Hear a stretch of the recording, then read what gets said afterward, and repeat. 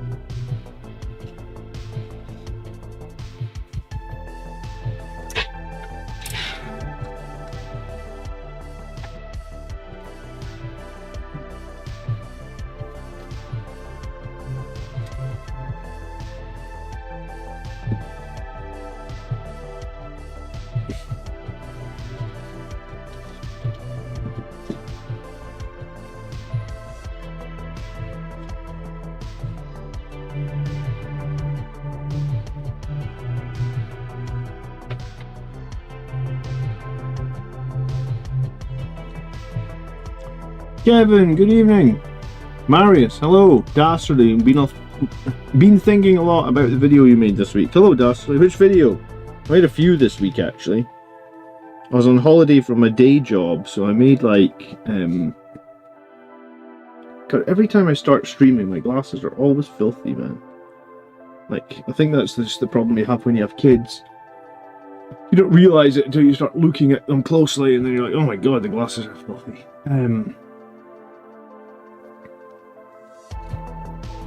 Tokyo Games Workshop?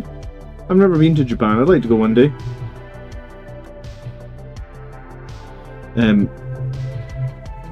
But I've got this monster of a video coming out on Monday night, which is totally not Warhammer related. So if you see a very strange thumbnail from me on Monday night, do me a favour if you want and watch the video. If you don't want to watch it, it's all good. But it's totally not Warhammer related. It's something completely random. So see if you're looking for some some weird entertainment on Monday night, I've got you covered. I need Mechanicus Standard Grey. That's the colour I'm looking for. Did I already put it out? Ah, I didn't put it out. Okay. Black, red. I mean, I feel like mainly we were just painting black and red tonight. Maybe some Mechanicus Standard Grey. Look at this guy. I love him. A Primaris Terminator. Well, he's not Primaris actually. He's just a Terminator. He's one of those what do you call them? You know, like the blind box Terminators. So this one was painted for me by Marius Gage. I saw you in the chat earlier, Marius. Thanks for painting this guy. Don't you love how he's got Primaris head on him though? Like, doesn't that just make him an absolute badass? I love the yellow, actually. Very vibrant on the yellow. So he's going to be like my test model for the scheme that I'm going to go for. Something like that. Well, I'm going to start with some black.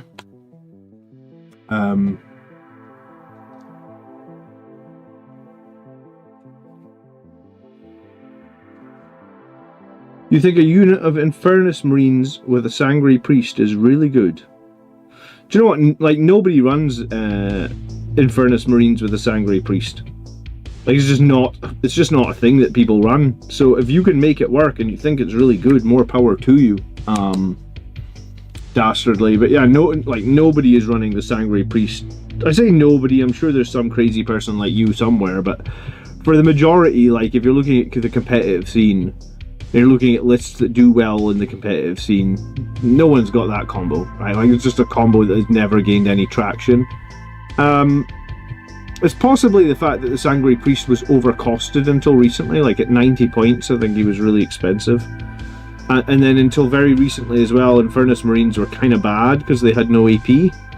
They're much better now, I feel like, with the, like, I was saying for like a year, I was like, all Infernus Marines need to be a viable unit is like some AP. Like 1 AP is probably enough, because you do get like what, 10d6 strength 5 flamers from the unit. It's a hell of a lot of auto hits, and especially like if you're ever in a detachment where you can get like +1 to wound or anything in shooting phase, then I think it's generally pretty decent. But just, you know, at the time Infernus Marines weren't good and the Sanguinary Priest was too expensive, so it's kind of a newer combo. But yeah, not many people are running that's for sure. It's not a combo that we have seen like at all. Evening Eternal Crusader, who was fast enough this morning? Well, I must admit, I did not try and buy the new Combat Patrol. So I wasn't, the new Crux Terminatus set. I have plenty Terminators, and I didn't feel like it was interesting enough to me. Like I'm in the midst actually here of doing 20 like shooting Terminators. So I already got 20 of these guys on the go. I actually just, basically gave a friend 5 of my metal Terminators because I didn't need them anymore. I was like, I don't need 25 Terminators with bolt guns, so I've just actually given 5 of them away. I put them in the post today. So I've got 20 Terminators with bolt guns, and I've got 20 of the assault variant. I've got a Terminator Captain that's on sprue. I've got one with a Thunderhammer. So like, I just didn't need more Terminators. I do like the size of the new Terminators. Like, this is a new Terminator. This model I have right here, he is one of the new ones. I converted him a little bit with like some 3D printed parts, like the 3D printed Cyclone missile launcher. But I didn't feel the need to run out and buy the new Terminator box. But I did see, like, I logged in at like, so I obviously scheduled the post on my channel to remind people about the affiliate link. Like, I scheduled that yesterday or a couple of days ago. I logged in at like 7 minutes past 10 this morning to see like how much stock maybe Element Games had of the new box set.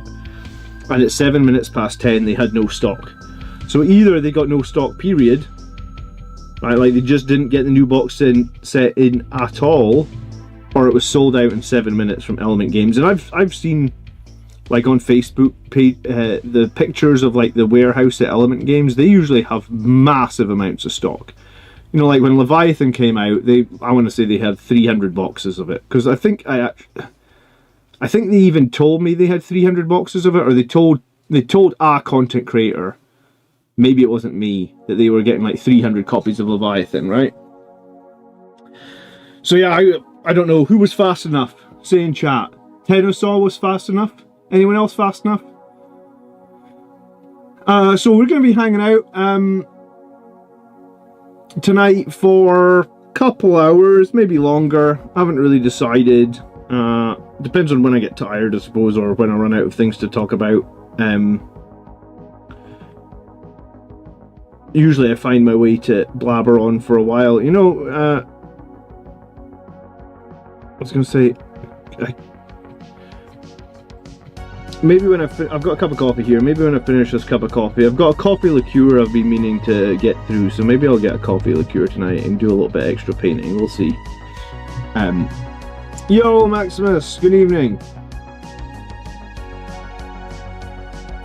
How are you guys? I've actually been on holiday all week from my day job, but I've been looking after the kids a lot, so that's taken up a bunch of time. But I did finally try and do my 36-hour fast.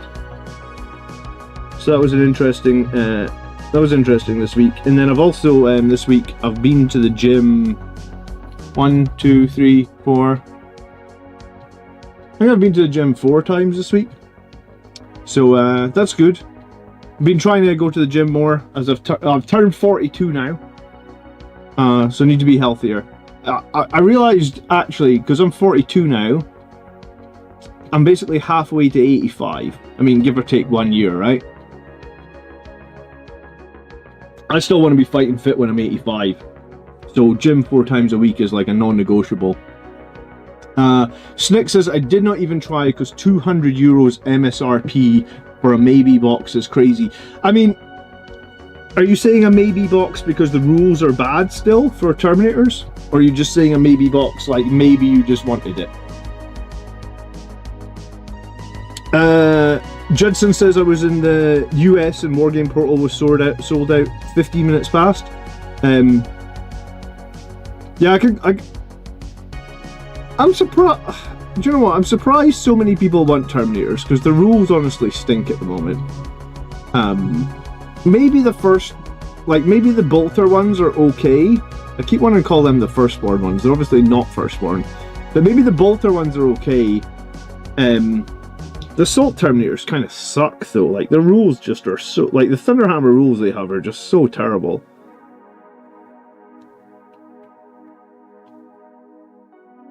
So, I suppose even if I hadn't had Terminators, like, even if I hadn't already had a few sets of Assault Terminators, and I actually recently bought one of the sets of, like, the Blood Angels Assault Terminators, so I could do some cool shit like this and put on Blood Angels pieces to the Leviathan box set, because I like to make my models more flavorful than the generic version. I think even if I hadn't recently bought Terminators, it would have been a really big ask to buy a unit that I'm like, these units... I typically don't buy units where their rules stink. Like, I don't want to say I'm a win at all cost players, but I'm a player that likes to win. You know, you don't see me turning up on the weekly battle reports with 5 tactical squads, right? You see me turning up with shit that gets the job done, right? It actually really annoys me if I lose on the weekly battle reports. It's like you guys turn up to see me play Blood Angels. I mean, it doesn't really annoy me, but I do like to win on the weekly battle report, because I do think it's good to see, it's good to showcase what the Blood Angels can do. I mean, I don't mind, like, if I lose by like 1 point or something, right? But like, if I don't like, not that I lose by lots of points often, but I want to say there's the odd game where I get beat by 50 points, and God, I hate that. I hate if that happens to me on the channel, you know? I bought 4 models and an upgrade sprue. It cost me 98 bucks. What 4 models and an upgrade sprue cost 98 bucks? So the new Ultramarines. I guess I can't think of any other models that weren't packaged in the big box set. The new Ultramarines look pretty cool though. Like, the rules seem pretty strong. Should probably do a video on that in the next couple of weeks, or Marius will be like, John, why haven't you covered Calgar? We love Calgar here on the Ultramarines. Eternal Crusaders working on 10 Stern Guard for Dark Angels. They're such a good Space Marine kit. I only ever got the Stern Guard that were the Leviathan box. What was... have you got the easy... which I guess were the easy to build version. So what's good about the standalone Stern Guard kit? Eternal Crusader. I actually converted some of my Stern Guards into, I think it was Company Heroes, because I was running a lot of Company Heroes for a while. I still kind of love Company Heroes. They're not a popular unit, but I like them. The Victrix Guard, the Warhammer Plus model, cost 98 bucks. Oh yeah, it's Happy Warhammer Day. I should have probably started the stream with that, shouldn't I? God, I always title my streams like boring shit like Blood Angels Commander painting. I could have started the stream. I could have put a cool thumbnail and said Happy Warhammer Day. I'm a dumbass. Oh well. Hey, at least I'm honest.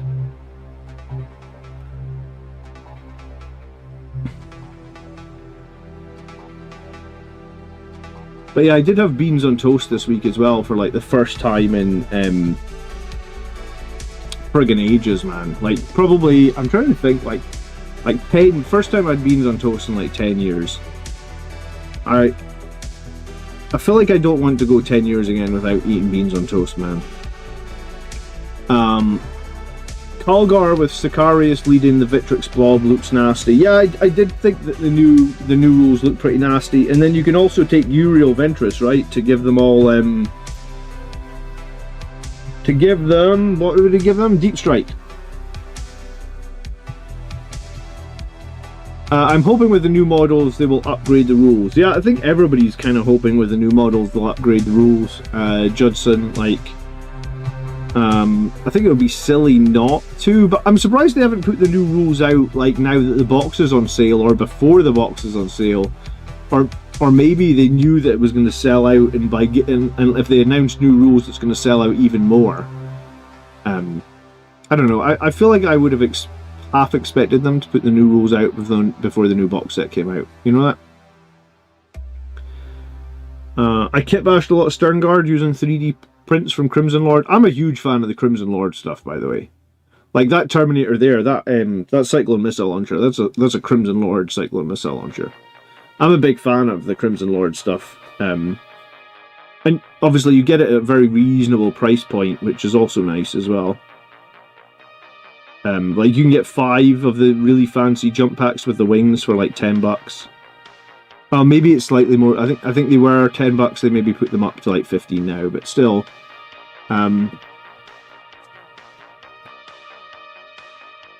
new rules are coming on the 9th with the big update, apparently. Alright, I'm not privy to any such information. The 9th. Okay. Well, I guess we'll have to wait and see. We'll keep our fingers crossed. I would like to be able to field Terminators.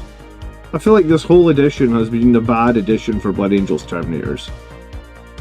Like, I was fielding them a lot in 9th edition. I went to multiple tournaments running Terminators in 9th edition, but yeah, they never quite clicked for me in 10th.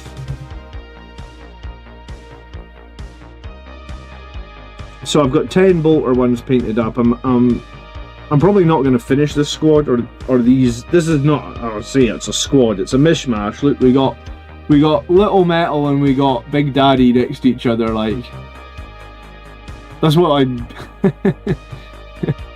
I. This guy obviously didn't have his Weetabix. This guy did. That came from Warhammer Community. Okay, so we get new rules on the 9th maybe. Thanks for keeping me in the know. I love it. Sometimes I miss all these. I must admit, I don't read every article in Warhammer Community. I'm only interested in the 40k stuff and mainly the rules. If you want to play Terminators right now, have you looked at the Emperor's Shield attachment, Snicks? Because the Emperor's Shield attachment has some really good Terminator rules. I think it might be the best way to play Terminators right now. Like, that's why I was kind of making the 20, so that I had an option to play 20 in the Emperor's Shield attachment. I think I'm going to play Boarding Actions this week, though. I haven't played Boarding Actions, I think, this edition. I think last time I played it in 9th edition. And Kev's been badgering me for weeks. He's like, do you want to play Boarding Actions? Do you want to play Boarding Actions? Like, I do enjoy Boarding Actions. I don't have a tournament lined up at the moment. I think my next one's probably going to be January. So I figured maybe if maybe we'll play Boarding Actions this week. So maybe that'll be live on the channel, which would be a nice change of pace. Sometimes it's nice to switch things up. And I did really enjoy beating Kev's, I think it was his Eldar I beat last time. I took like Mephiston, I took a bunch of Blade Guard. I think I even took some Assault Terminators. I think if I'm going to be playing Boarding Actions, like, right now, I think I probably want to take some Hellblasters, man. I have fallen in love with the Hellblasters plus an Apothecary. Like, it's just good, man. They just always shoot on death. They always come back to life. I'm a big fan of the Hellblasters now. Tom says, in terms of threat, what does a 5-man squad of Jump Pack Company equal, and what does a 5-man squad of Vanguard Veterans equal? That's a very weird question. What do you mean, what does it equal, Tom? I think most people would say that Jump Pack Intercessors are a higher threat value than the Vanguard Veterans because they do mortal wounds on the charge, and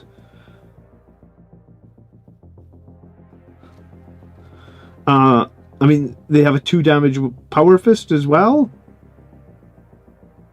The Vanguard Veterans are the more defensive unit. The Assault Intercessors, I mean, they're only 5 points cheaper now, so, I mean, I think at one point they used to be like 15 points cheaper, or even more actually, maybe 20 points cheaper. But I think most people don't think Toughness 4 2-wound Marine models in general are that durable, so people just go like, the Assault Intercessors will do more damage, so I'll just take them. Oh, a 0.5, right? Yeah, both units are about a 0.5 of a threat, if that's what we're talking about. If we're talking about building a Liberator Assault Group list or or building a jump pack infantry list and we're trying to work out that we have 4 solid melee threats, because that's something we've talked about. I assume that's what you're talking about. I'd say each unit's a 0.5. 0.5 at best. I mean, the way I would really round them out would be take 10 jump pack intercessors plus 10 jump pack intercessors plus a chaplain. That's a really good threat. Hello Marius, good evening. Congrats on getting your new Ultramarines models. It seems like they sold out just about everywhere.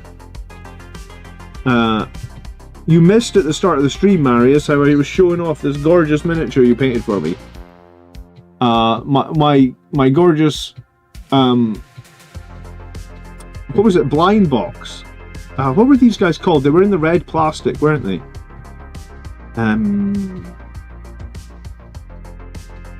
Space Marine Heroes, that was it. Yeah, so this was a converted Space Marine Hero, because this is a bolt gun from an Insector, and this is obviously a Primaris head. So he was half a Space Marine Hero, half a conversion, and Marius painted him for me. I think he's gorgeous, actually. I really like him. He is possibly my favourite Terminator. Oh, but look, Marius, you missed a bit. I'll fix it for you, don't worry. There we go. Fixed.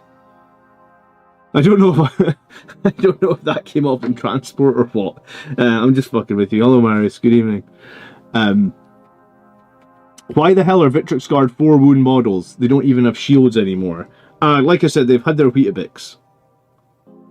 They lost their invulnerable save. I think I prefer the fact that they're -1. Like, if I had to pick 3 wounds with a 4-up invuln, or 4 wounds with a -1 to wound, I think I picked the 4 wounds with a -1 to wound. So I think they are better than they were before. Unless I'm missing something, I'm like convinced they're a little bit better. I respect the Primaris helmet for the trolling effort. Yeah, people really hate the fact that I put Primaris helmets on Terminators. It really grinds people's gears, and as such, I think I've got 3 Terminators now with Primaris heads. I mean, we can't have everybody having Primaris heads, but we can have, like, what did I say at the start of the stream? I've got like 40 Terminators, so we've got 3 out of 40, so like it's less than 10%. Less than 10% is fine. That's not, you know, that's absolutely fine. How do you feel the Victrix Guard stack up to the Sangre Guard? I think it all comes down to if there's easy ways to give them +1 to wound. Like, if they can get +1 to wound, I think they're an absolute menace of a unit. And I mean, I know Ultramarines have +1 to wound from their Oath of Moment, and I know they can have Guilliman and get double +1 to wound. But, you know, they're only strength 5 and strength 6, right? And I think maybe once per game they can get +1 strength, so you can go like strength 6 or 7.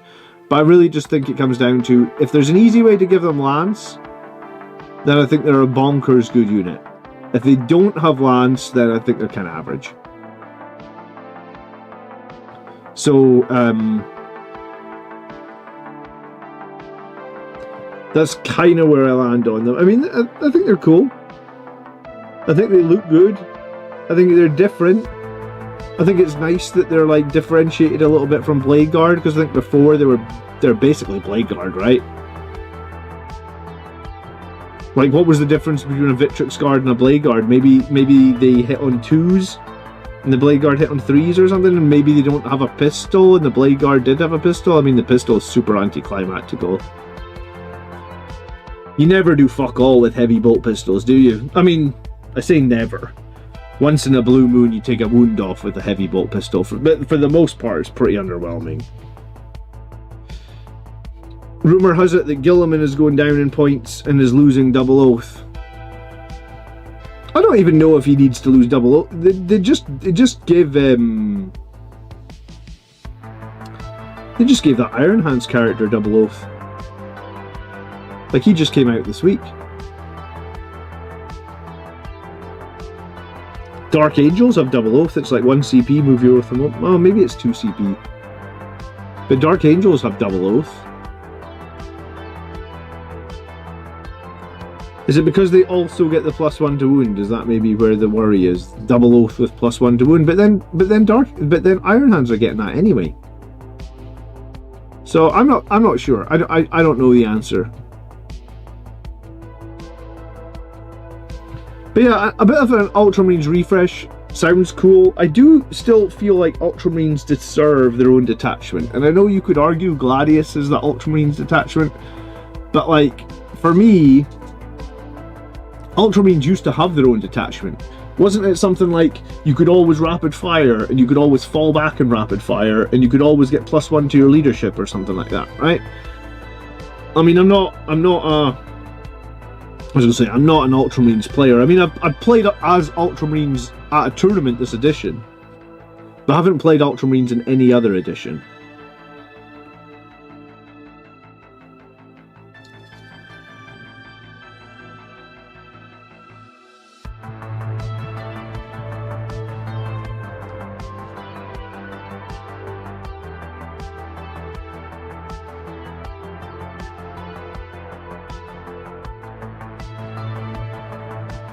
Yeah, I always kind of thought like Gladius to me just feels like a generic, like, doctrine detachment.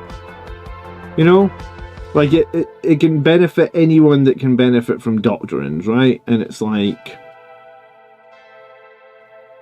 it's cool, it's flexible. And I mean, arguably, I suppose one of the things about Ultramarines is they are flexible, but I did feel like Ultramarines, like I did feel like Ultramarines, even though they can use Gladius, I did feel like they deserve their own one that maybe just synergizes with their models like a little bit better, because Ultramarines haven't had a historically good win rate this edition, right? Like even with Guilliman's Double Oath, like they haven't been above 50% much at all, and they were one of the first codexes, and they are like your quote-unquote poster boys of 40k, right? Like they're in every time there's a video game, it's Ultramarines for the most part. Boltgun, Space Marine 2, every time it's an Amazon Prime TV show, it's Ultramarines, you know? Every time it's a new edition, it's Ultramarines. Not that we're bitter at all over Here's the Blood Angels, we know we're cooler than you guys, but I'm just saying, it is a lot of Ultramarines, you know?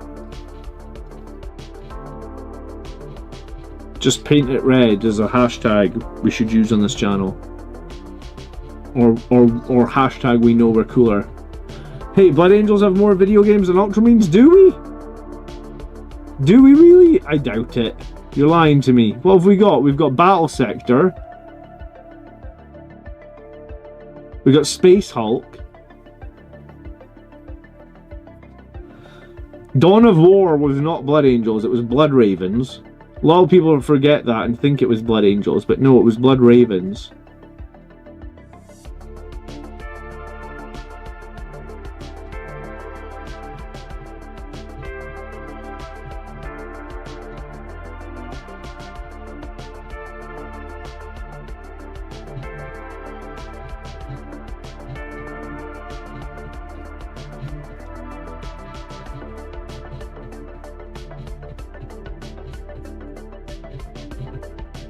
I'm trying to think of another Blood Angels video game.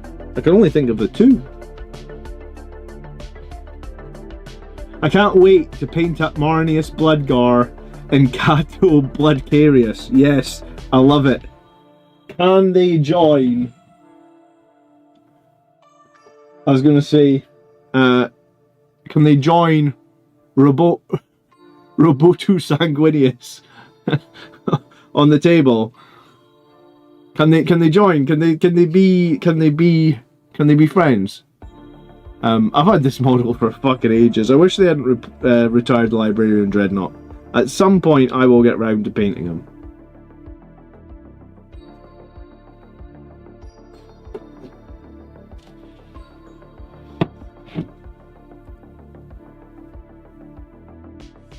We've got 5 editions of Space Hulk games. Vengeance of the Blood Angels. Oh, Vengeance of the Blood Angels. Right, we're going old. That's a fucking PS1 game.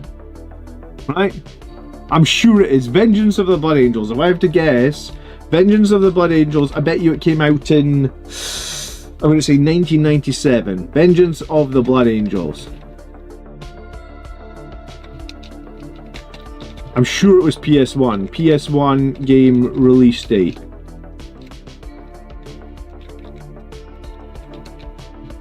Oh, came out in Marius, it doesn't count. It came out in 1995. You can't say we've had more video games because we're bundling in a game from 1995. Hold on a minute, like, let me just fire up Steam and get Vengeance of the Blood Angels. I mean, this thing's older than half the people in the chat.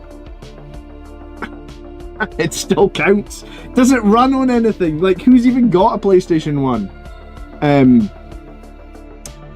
Courier 13, John, in the last video you posted, you said there was an email to send you GT or RTT winning lists. Yeah, you can get it from the channel. You click at the top of the channel and you click the About page, and then there's a bit where it says, like, email. But for the avoidance of doubt, it's pretty simple. It's Blood Angels Commander, that's all one word, at gmail.com. Right? So, you know, it shouldn't be hard to remember. But yeah, so just Blood Angels Commander at gmail.com. You can get it from the About page. And if you do have a winning tournament list, here's the thing, like, a few people send lists. And then sometimes people send me lists and I already have plans for videos that week. So sometimes I just can't drop everything. Someone actually posted in the comment section from yesterday, they were like, I sent you a list a couple of weeks ago, how come mine list wasn't on the channel? So I can't literally make a list. Like, there's 22,000 subscribers, right? Like, there's one of me. Like, the math doesn't work. But yeah, please do send me the lists, and if there's a space in, like, my content schedule, or if I'm struggling to figure out a piece of content for that week, I will cover you and put on the channel. And also bonus points, like, if your list is really unique or interesting or different, that obviously helps as well. And if you do send me a list, if you do send me your list, don't just send the list, send me some information about, like, what's the tournament, send me the battle points, send me some of the matchups, send me a picture of the terrain. You know, the more information you can send me, I guess, the more chance I have of putting you on the channel, right? Because I got to make a whole video out of it. So if you just literally send me the list and no other information, it's hard for me to just be like, okay, cool, I just make a 20-minute video on just this list with no other information. Does that make sense? But yeah, I'm more than happy to see people's tournament winning lists. And if they're unique or if they're different, and even if they're not different, like, it literally just depends on the content schedule. Sometimes I've got loads of videos I'm working on and I've got stuff to do. Other times, you know, this isn't my full-time job. I have a full-time job. I have 2 kids to look after. So sometimes I'm very busy, and if I'm very busy, it helps to have a backup of lists that people have sent me that could be converted into videos. In 1995, I was 3 years old. Yeah, see, so Kevin's not played Vengeance of the Blood Angels, so I don't know if it counts. If Kevin hasn't played it because he's only 3 years old, then I don't know if it counts, Marius. This is such a random tangent. Can we ask ChatGPT? Chris was born in 1999. Yeah, so he was born 4 years after this game came out. Can we ask ChatGPT how many Blood Angels video games there are versus Ultramarines videos? And ChatGPT will tell us a winner. Someone in chat do it. Because it's got to be Ultramarines. There can't be more Blood Angels video games than Ultramarines. Surely not. Good evening, Aradine. How are you doing?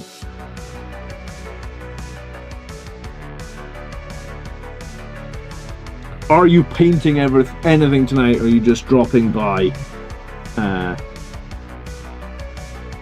Courier says, I have 3 RTT winning lists. Cool, then drop me the one that you're most proud of, or the one that's that's the most unique and a bit of information about it, Courier, and next time there's a lull in things. I mean, we're getting to the end of the edition, right? So, like, people know we're at the end of the edition. I think I've covered every unit in the Blood Angels Codex at least once. I've probably covered most of the stuff in the Space Marine Codex at least once.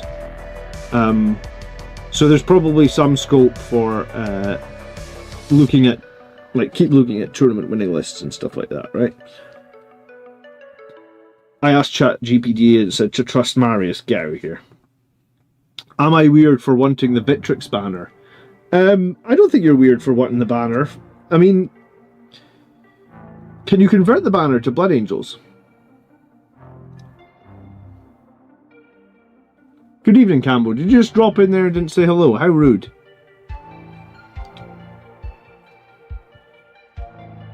No, I'm just fucking with you. Good evening, Campbell. Oh, I must be in a feisty mood. I haven't even started drinking this coffee. I don't know.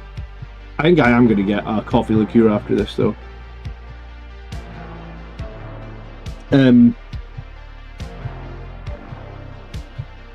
Yeah, I did a 30. It was basically 31-hour fast earlier this week, like last weekend, and I filmed the whole thing. And what's really interesting is, like, when I filmed it, like, I obviously edited it together into a video. It's coming out on Monday, by the way. So it's like this video of me basically starving myself. I'd wanted to actually get like way more than 31 hours. Spoiler, it's hard to go without food for 31 hours. It's weird because, like, looking back in the video, it feels like I'm drunk, or it feels like I just, like, at the time it just feels like I was so spaced out. I think that's the longest I've ever gone without food in my life, honestly, 31 hours. And I ended up eating because my stomach was so fucking sore. I didn't want to go any longer. I was in pain. But it's weird watching the video back, because, like, watching the video back, I look like I'm quite normal.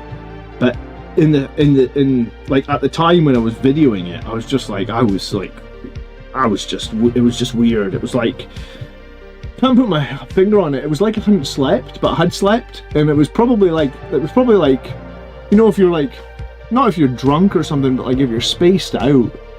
Maybe like, you know, if you're ever traveling and you're up all night and you haven't had any sleep and you're all discombobulated. That's what it felt like at the time, right? So yeah, I've got this really random video coming out on Monday. It's got nothing to do with Warhammer. It's just got me losing my mind, not eating food for 31 hours. But I'm going to do it again. I think next time I'm off work for a week, I'm going to do it again. And I'm going to try and do longer.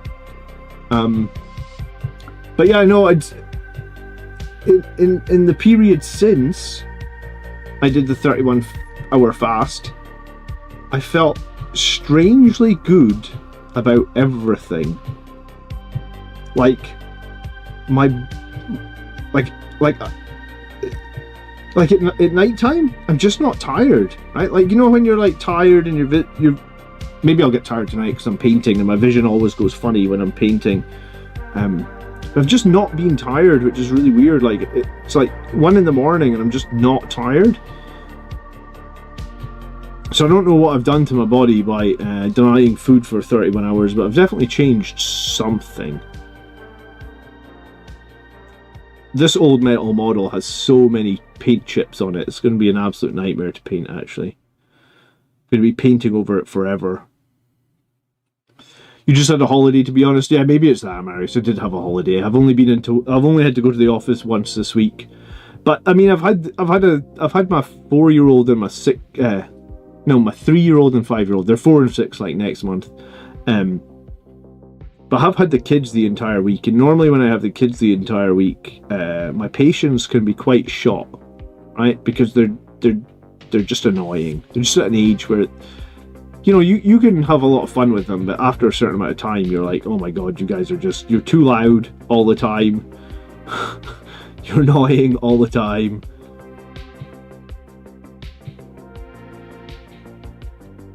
But yeah, maybe it's just because I've had a holiday. Good afternoon, Chris. Yeah, I'm doing great, thanks for asking. There is a Space Marine with angel wings killing a Tyrannid on it. It's a Blood Angels banner already. Is it? A Space Marine with angel wings killing a Tyrannid? Really? On the Victrix card? I didn't look that hard at them, man. I was going to say, Marius, are you using this banner? You want to sell it to me? Marius, if you're not using it, let me know and I'll buy it off you. You'll probably use it though. You're pretty ornate with your painting and stuff like that. Maybe I'll just buy some Victrix card at some point. The banner is massive. Oh, that's the one where the banner's twice the size of the model. Yeah, yeah, I know the one you're talking about. I just didn't look at it close enough to see that it had a winged space marine on it. Okay. That sounds cool. Thing is, the Victrix Guard, like, when Colin used to play Ultramarines, he actually gave me some of their helmets. I think some of their helmets are really cool as well. So maybe you could just buy the Victrix Guard. I mean, maybe you could even use, like, they come with some axes, right? Maybe you could even use the axes to make some Primaris Sangre Guard with axes, just as like a homage to the original Sangre Guard. Maybe that could be cool. And then you've got the helmets and you've got the bodies. I mean, you could repurpose the bodies into almost any Space Marine unit, like Vanguard Veterans, whatever you need for your army. And then you've got the banner, right?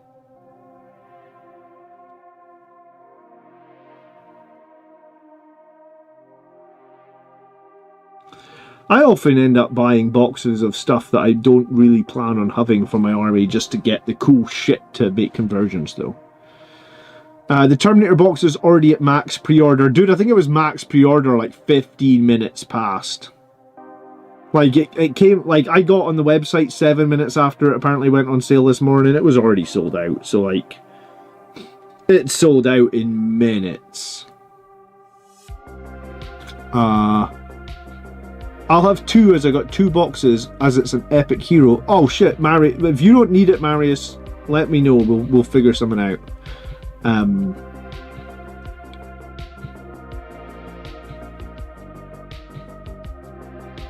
I've got the new Saturnine Predator, and I was thinking of running him as a gigantic ancient. Sounds like I need that banner to mount on his back. Sounds like you do. So the new Victrix Guard probably only come in boxes of 3 anyway, so it's not going to be super expensive. Like, you can just buy 3 of them and get the banner. Or what size boxes do they actually come in?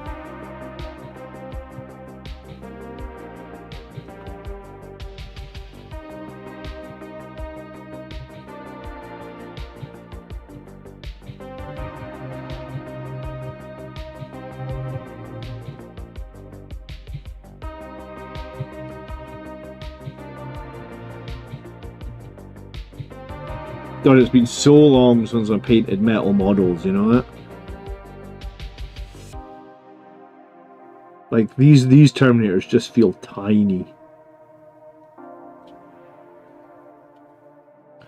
I guess it's when you're painting them side by side with the new ones, it's just like, oh my god, these guys are like squats. 3 in a box, 30 quid for element. Oh, that's worth it. I mean, like, by the time you get the 2 helmets out of there, you get the banner out of there, you get the bodies, which you could do just about anything. You'd probably convert the bodies into some blade guards as well. I have a weird number of blade guards, so I might just do that. It's just, for me, it's just coming up to Christmas and all that, right? Like,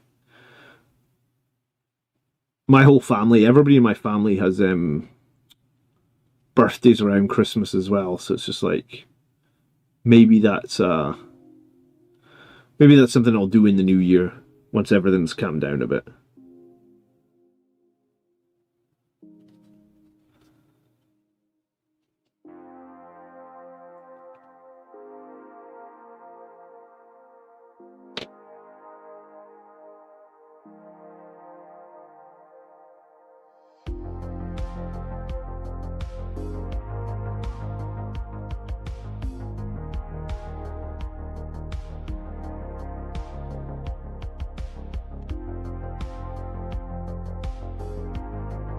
The banner guy is basically an ancient, so that's £20. Yeah, I mean, if you just do buy a Primaris Ancient, he's probably more than 20.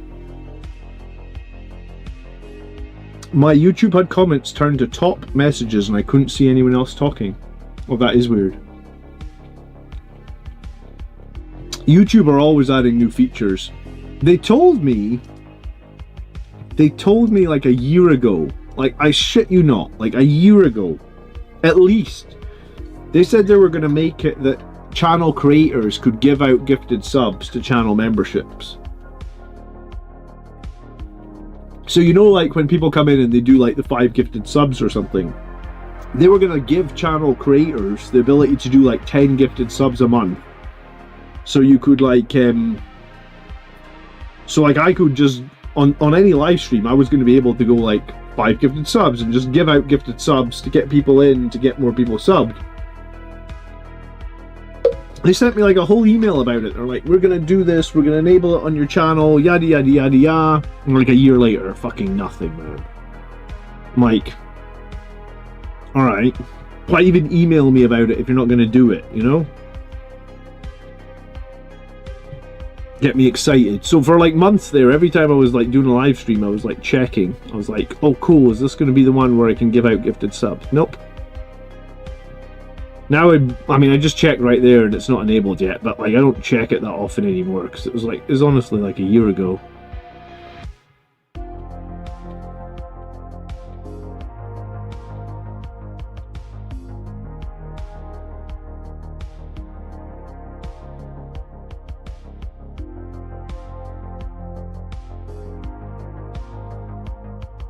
We need to fill in these guys' basic standard rings with like green stuff as well.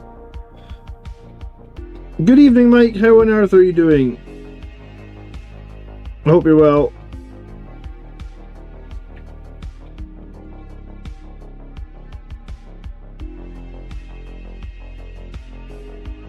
What's new in Mike Land?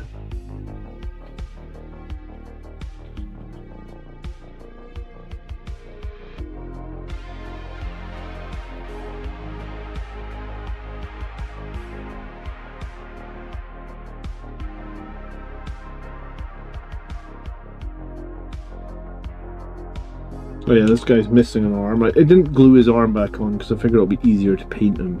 I'll glue the arm once I've painted a bit more of him.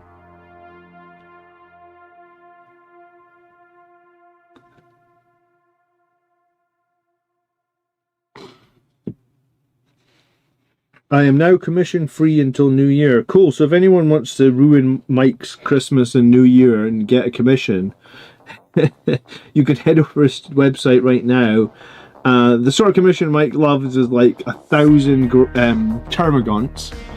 Like if anyone's needing 1,000 termagants, let me send you over to Mike's website. Yeah, no, I'm great, Mike. Nice to see you. Good evening.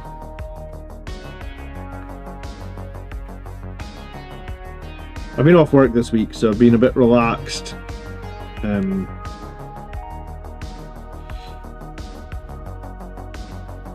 I've been getting a bit of paint on these Terminators that have lain in a box for... Some of the Terminators have lain in a box for a couple of years, some of them have lain in the box for a couple of decades.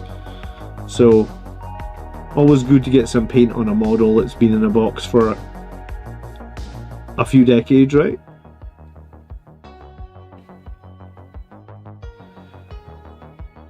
Yeah, we had school holidays this week, so I was looking after my kids. Try and do like an activity with them every day so we're not just like stuck in the house. It's hard though, this time of year sucks, man, like especially with kids my age, because it's like it's so cold. Like yesterday it was -2, or feels like -2, 40 mile an hour weather. It's like, what can you do with the kids out? Well, you can't do anything outside basically. It's fucking -2 and 40 mile an hour wind.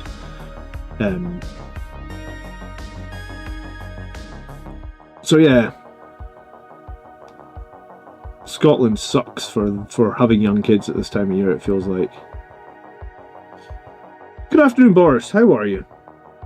Everyone's coming in to hang out tonight. Nice to see you. Guys, if you enjoy tonight's stream, please do leave a like on the channel or leave a like on the stream. It does help me out. It does let the YouTube algorithm probably know that my streams don't totally suck. Or that we have a good laugh. It is officially 2 months till Christmas today. How does that make everyone feel? I know in my day job I've got a crap load of work to get done before Christmas, so like, it's gonna be busy. 2 months till Christmas, eh?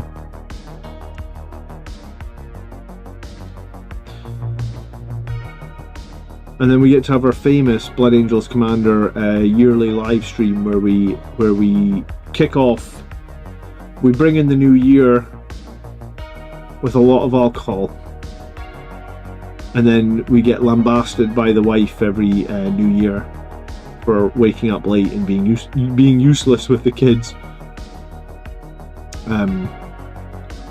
I'm good at that. Good at waking up late on New Year.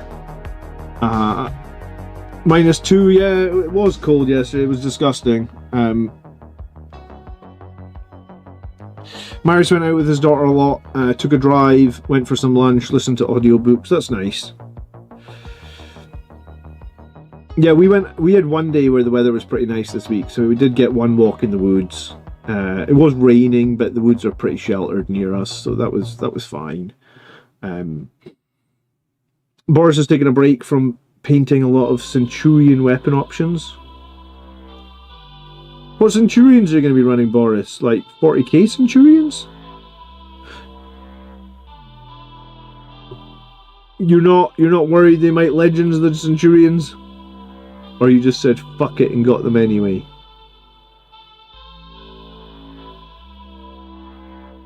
I mean, the Centurions are cool models. I only have 3 actually, just 3 Assault Centurions. I've always kind of wanted more, but I bought them, like, we couldn't actually have Centurions till like 9th edition. I don't think we were allowed them in 8. Like, they weren't in the Blood Angels Codex in 8th edition. So I think we only ever were allowed them in 9th edition, and I've just never really felt the need to go harder than 3 Centurions, I guess.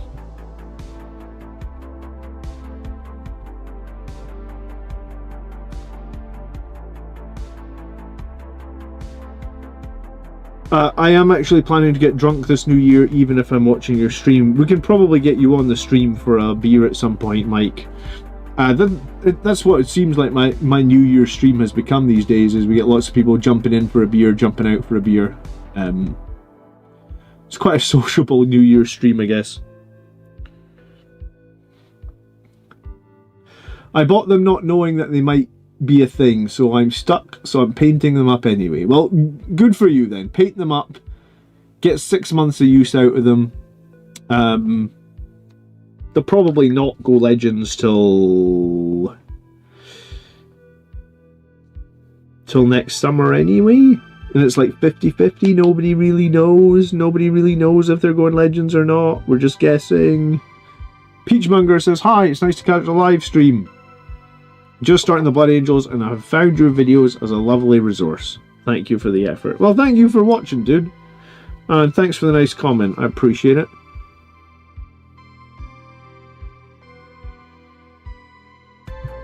Not many people say lovely resource. I wonder if that's a... I was going to say, I wonder if that's a language barrier, or if it's just the way you speak, I guess. But thank you. No problem. I'm kind of looking forward to 11th edition, actually. Like, I'm looking forward to the refresh of the rules. I'm looking forward to, like, I would hope an improvement on the number of detachments we can play as Blood Angels, you know?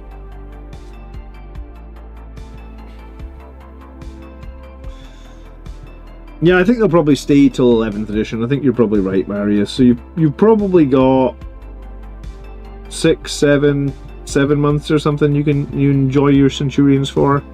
So get them painted, play with them. I think the Storm Raven is kind of in the same boat, because someone was asking about that. They're like, do you think the Storm Raven's going to stay in the next edition? I was like, I don't think it is. I think, like, Flyers really don't see any play in competitive at the moment, and I think that's a conscious thing. So either, well, you know, maybe they want Legends, the Flyers, but maybe the Flyers just won't have good rules. Maybe that's what'll happen. Like, they'll keep the Flyers around, but like, they just won't really be a competitive unit. You just take them for fun if you want to run a Flyer, right? Like, that's maybe the more realistic option.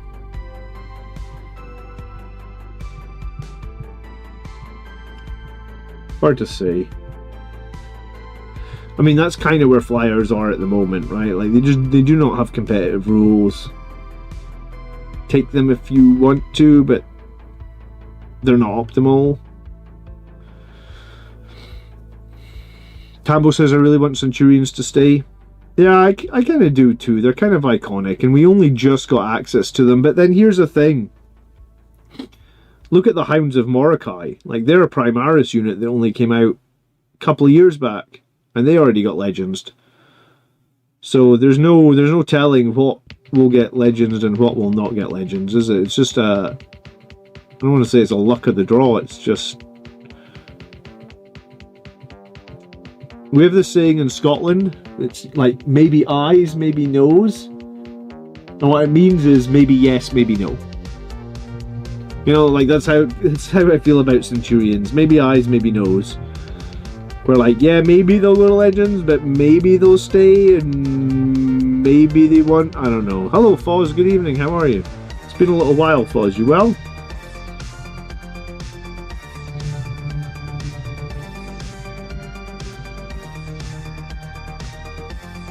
Flyers are such a hard thing to balance. Yeah, I mean, Flyers had their time in the sun. I think it was early in 9th edition. There was just a period where, like, I think it was Admech Flyers. I think Admech Flyers won the LVO, and the final game was actually kind of a disaster in that, like, the game was just over in turn 1, right? Like, you just flew forward with all these Flyers and just nuked the absolute shit out of the other opponent, like, at the top table in the final, like, the final of LVO was over in, like, turn 1. Because it was just, like, basically whoever went first is going to win. Because the Flyers were just too damn strong. And I think ever since that game, they just obviously were like, yeah, Flyers kind of break 40k. We need to address this right now, and they've just been completely uncompetitive ever since. I think Orcs had some, like, I think they had a hot minute where Flyers were really good as well. They had, like, the Daka Flyers that were just getting, like, a ridiculous number of shots. But, like, it was over and done with so quick. Like, Flyers are great, but not anymore. Calgar says, just came back from my game, actually played Blood Angels this week. How'd you get on? You better have won, Calgar. I figure if Centurion survive to 11th, I'll kit bash my Saturnine Terminators into some. That would be cool. I would like some Saturnine Terminators just to do that. But I'm also scared to buy them in case they go Legends, right?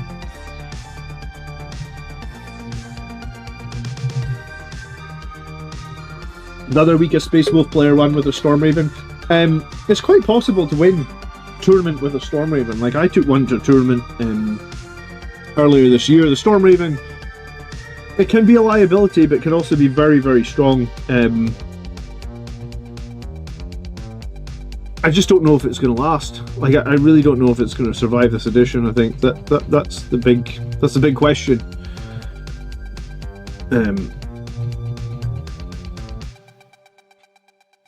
I guess we'll find out in 7 months' time, something like that.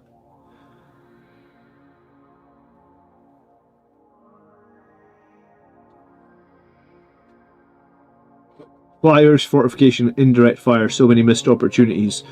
And Battle Shock. Can I add Battle Shock to the list? I think Battle Shock is a huge missed opportunity. I think Battle Shock could have been a really meaningful rule. Now I just don't. Maybe it's because I play Space Marines, but, like, Battle Shock just doesn't... Oh, do you know what? Even when you're playing against other armies, it just doesn't come up enough. You know, like, any unit that you've got that, like, forces a Battle Shock barely ever counts. Like, I played Dante with his -1 Battle Shock, and it almost felt like every single time I put Dante in a position to get my opponent to take a Battle Shock test, they just pass it anyway. I'm like, for fuck's sake, come on. Like, even Battle Shock with -1. I mean, I played against Chaos Knights a couple of times, right? I actually don't know if I played against the new Chaos Knight Codex, but I played against them when their whole army did Battle Shock. Like, any of your units were less than half strength, I think anywhere on the board you had to take a Battle Shock. No, sorry, it was any unit that was less than full strength. You had to take battle shock, right? It was, I think the rule was like dread something. Can't quite remember it. But I played against them like it wasn't the top table at a tournament, but I was like 3-0. So I was playing against a 3-0 player, like a really solid Chaos Knight player. And he had obviously Chaos Knights, if you take armigers, have a crap load of indirect fire. Like every single thing has like D6 indirect fire blast. So he's got a crap load of indirect fire. He's picking one unit off it, one model off every unit to force like all these battle shot tests every turn. It doesn't even matter. It just doesn't do enough. It's like, all right, cool, one unit fail battle shot this turn. You know, like I just feel like battle shock is a good mechanic. It's just everybody's leadership is like 2 points too high, right? Like if Space Marines were leadership 8, let's say, and Orcs were leadership 10, then I think battle shock would be huge. It would be massively impactful. I just think that like leadership 6 be like, it's, you know, on average you should always pass your battle shock, right? If you roll averages, you will always pass your battle shock, right? Because the average on 2d6 is 7.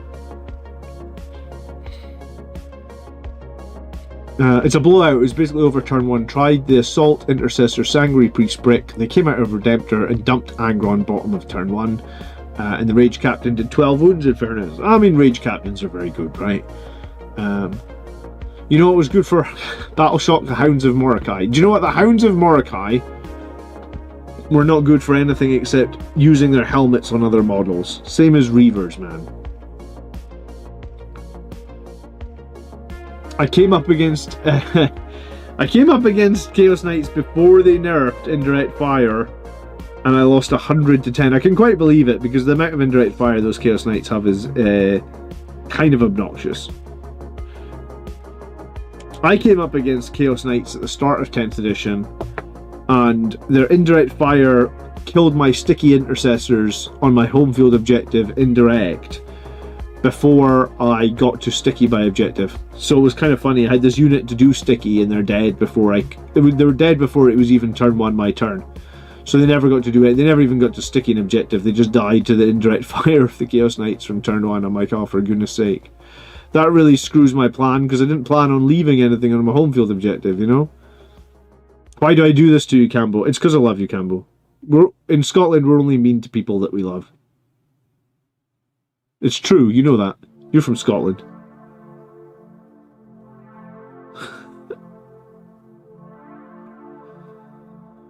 In other news, Man United won today for the 3rd time in a row. I couldn't believe it. I feel like I'm in a parallel universe because Man United have been shit. For anyone that follows football, Manchester United have literally been shit now for like 10 years. I've quite enjoyed them being absolute shit, I must admit. Like, I support Arsenal. So, you know, there was a big rivalry between Manchester United and Arsenal, and Man United have been absolutely shit for so many years. And I must admit, I've quite enjoyed that. But maybe they have finally turned it around. I got nervous as a Man United fan when it went 3-2. Well, there you go. But you've won. You've won 3 in a row, right? If I'm not mistaken. If leadership was higher, it would mean more battle shocks, meaning less stratagems. This would make use less command points. Free command point generators wouldn't be an auto-include. Maybe. I just think battle shock hasn't been quite as good as it could have been, right? Like, I feel like there's a lot of games where battle shock just makes no difference, and I would have liked it to be a mechanic that makes a bit of difference. Arsenal, I didn't know you were for South London. I'm not, dude. I actually support a Scottish team, mainly. I actually watched them play today, which is Dundee United. But a lot of people in Scotland do have a team that they follow in the English Premiership as well. And the only reason I support Arsenal is because my auntie and uncle lived in London, and we went to one game. Like, one time I went to a game when I was like 8, I think. That's the same reason I support New York Giants. I've been to one New York Giants game. It's the only NFL game I've ever been to. People always like talk. They see me wearing like a New York Giants t-shirt, and they're like, "John, why do you support New York Giants?" It's like, because this one time I went to a game, you know, like. So, I mean, my main passion is my Scottish team, but let's be honest, Scottish football isn't exactly setting the world on fire. If anything, Scottish football is actually probably in one of the worst places it's ever been. Like, the Scottish team's just getting beat in Europe, getting humped every week.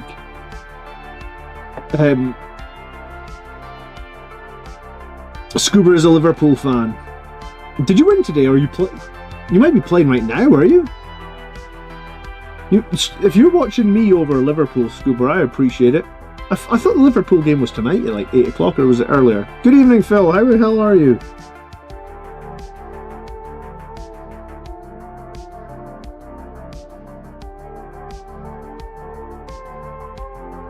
Currently losing to Brentford. Oh God. Okay. All right. I get. I guess. Excuse me. I get why you're watching me. Oh well. I'll be able to wind up my friends from Liverpool later as well. Oh, it's brilliant. So finally, we can't wind up Man United fans, but we can wind up Liverpool fans. Okay. Judson says, ironically, Battleshock makes a big difference to Blood Angels and lag. Making that choice to Battleshock to get the extra attacks from stratagem can limit other choices. I suppose.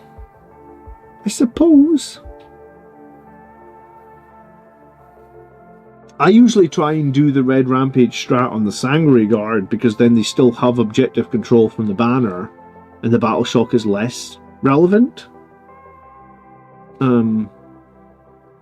If that's something to think about or consider, right?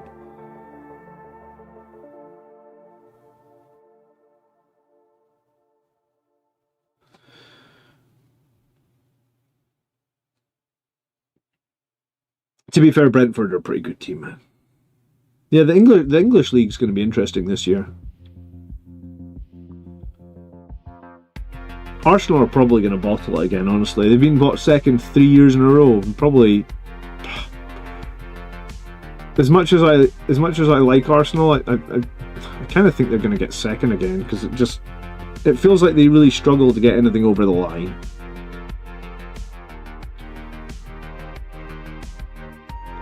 So, because being an Arsenal fan for a few years, it feels like I can be excited until the end of the season, and then we just capitulate every season. Usually from injuries. It's usually like Saka. If Saka's injured, that's it, game over.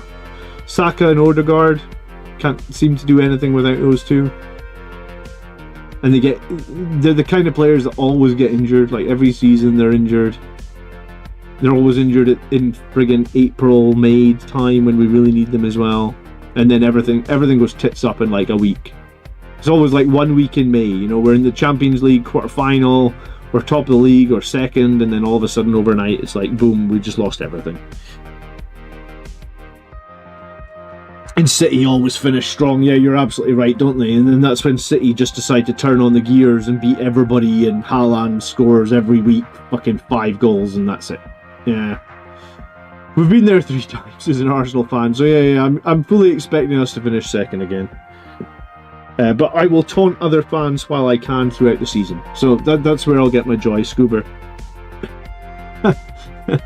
Let me have my moment right now, because I know we're gonna fuck it up later.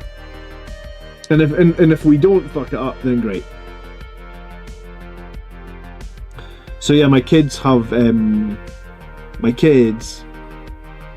my daughter has the pink Arsenal away kit from like 2 seasons ago. And my son, who loves blue, has the blue Arsenal away kit from last season. But I buy them from like... I don't buy the full price because it's ridiculous. It's like, it's $50 for the kids strips, man, which I think is ridiculous. So I buy them from China. They're like 15. So they're I was going to say they are 100% fake, but I feel like they're actually probably made in the same factory, because the quality feels exactly the same. They just don't have the badge on them, like the Adidas logo. I'm pretty sure they're getting made in the same factory, because I'm pretty sure it's all coming from China. Get the licks in while you can, exactly, Phil. Look.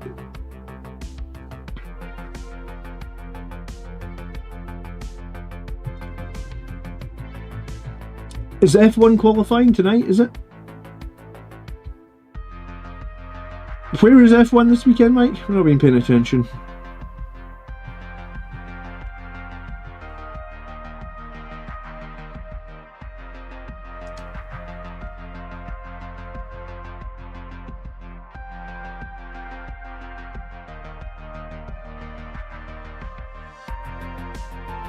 Battleshock doesn't matter until it does, because I've had units fail Battleshock and objectives to win the game. Yeah, I mean, you're right. You are right about Battleshock. Sometimes, I think that, like, I'm trying to think. This guy's fucking sword is, like, look how stubby this guy with his sword is. He's ridiculous.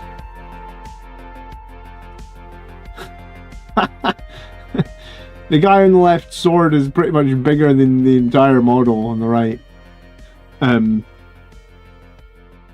these metal Terminators. So my squad's going to be a mix. Half the new ones, half the old ones. It's like I've got daddy and baby Terminators. Battleshock only works once in a blue moon and against you and never for you, yeah.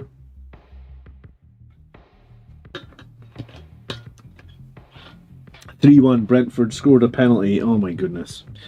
Okay, well, it's not over because Liverpool are a good side with Alexander Isak, which is like the most expensive striker ever, so we'll see.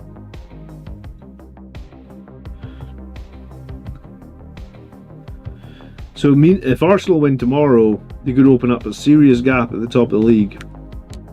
They've got Crystal Palace at 2 o'clock. Crystal Palace are good though. They're always they've been good in recent seasons as well.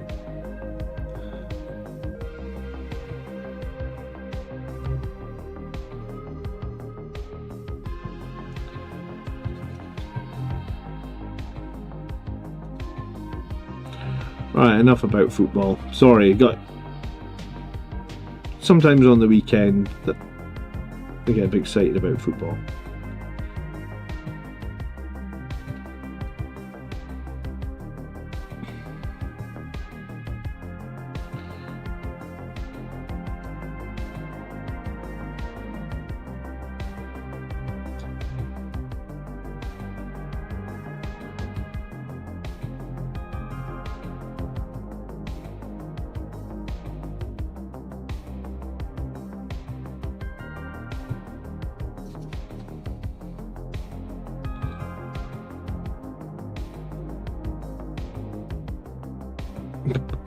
I was going to say, what are people painting tonight? What's on the painting table for people? Apart from, we know that there's some Centurion painting and conversions going on.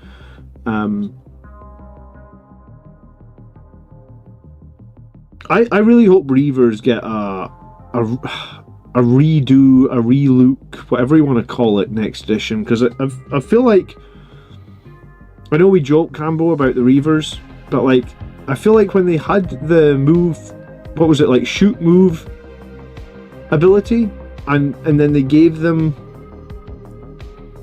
like the 1 point of AP on their knives, I feel like they were like legitly, people were actually using Reavers for the first time in forever, and then they nerfed it like straight away, which is really dumb because like I don't even know if I feel like that was strong. You know what was you know, like, I guess they were worried that people were going to start spamming, what, Strength 4 Reavers? When you've got, like, you've got 6-inch deep strikes from Death Shroud. And Death Shroud are ridiculous in melee. They get Sustain, they get Lethals, they get Lance. They potentially have AP 3. You're -1 toughness. You know, like, Death Shroud are, you know, and they get guaranteed 6-inch charge. So I don't know if Reavers being able to... And I mean, the Reavers, you still had to roll the dice. It's not guaranteed 6 inches, you know? It's a weird one. Alright, so loads of people are painting tonight, actually. The old Assault Terminator box turned up today. The new Sanguinary Priest and a Jump Chaplain. Building the Priest tonight. So is that the Blood Angels Jump Chaplain? That's probably the only one they still sell, is it? Black Rocks on Plasma Inceptors, Tenosau's on Blade Guard, Peachmongers on the Jump Pack Captain. Phil was working on Soulblight. Soulblight's an older expansion, is it? It's like... Soulblight is Age of Sigmar, like, 2? Edition? You like a whole edition behind on Sigmar, Phil?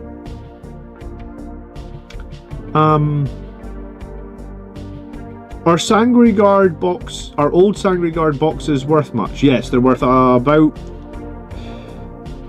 60 to... They're worth about 4 times retail on eBay. Just go on eBay, search the old Sangri Guard. They are honestly worth 4 times retail. I think they retailed in the UK for around 20, 25 maybe. They're definitely 100 now.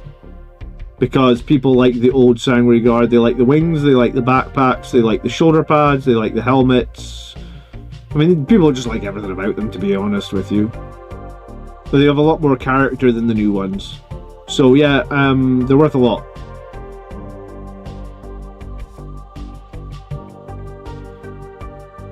Noble is making a Lancer.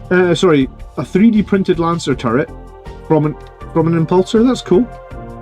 Happy Crumping did a damage video of the most damaging units, and Death Shroud were up there. Well, the thing about Death Shroud is they get all the keywords, man. You attach the Lord of Vigilance, they literally have Lance, Lethals, and Sustained hits, and they hit on 2s.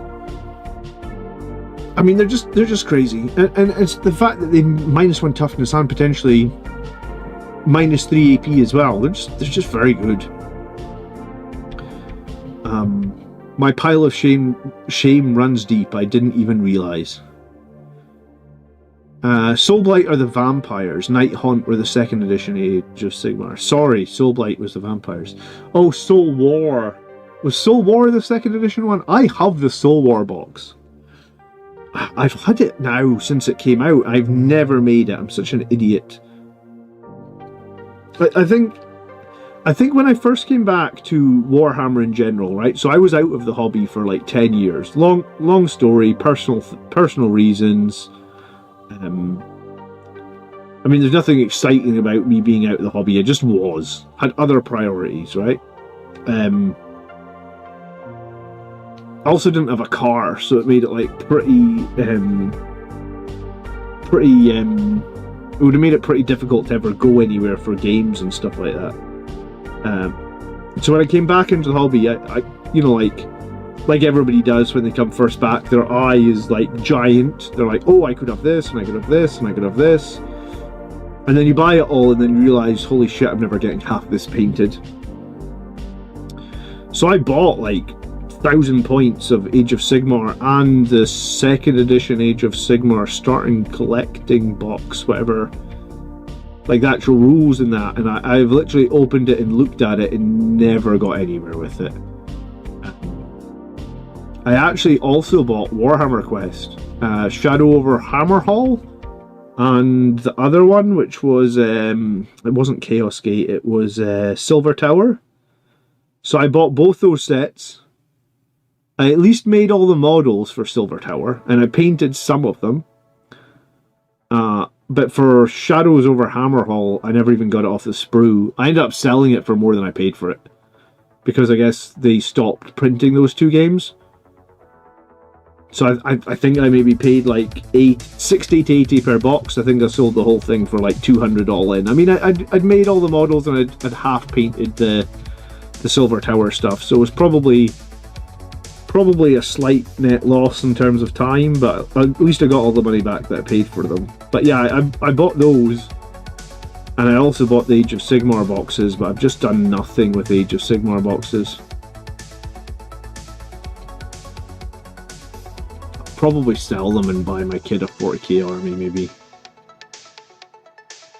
Glenn says, finally getting around to painting Astaroth. You probably just collect dust, but at least you won't be grey anymore. Do you know what? I've sprayed my new Astaroth black, and that's as far as I've got with him. I should probably finish him. I should probably paint him up. But Astaroth rules this edition. I mean, he doesn't get a lot of play competitively. I figure I'll get to him when I need him for competitive play, and for now, I mean, I could always just run my firstborn Astaroth model, right?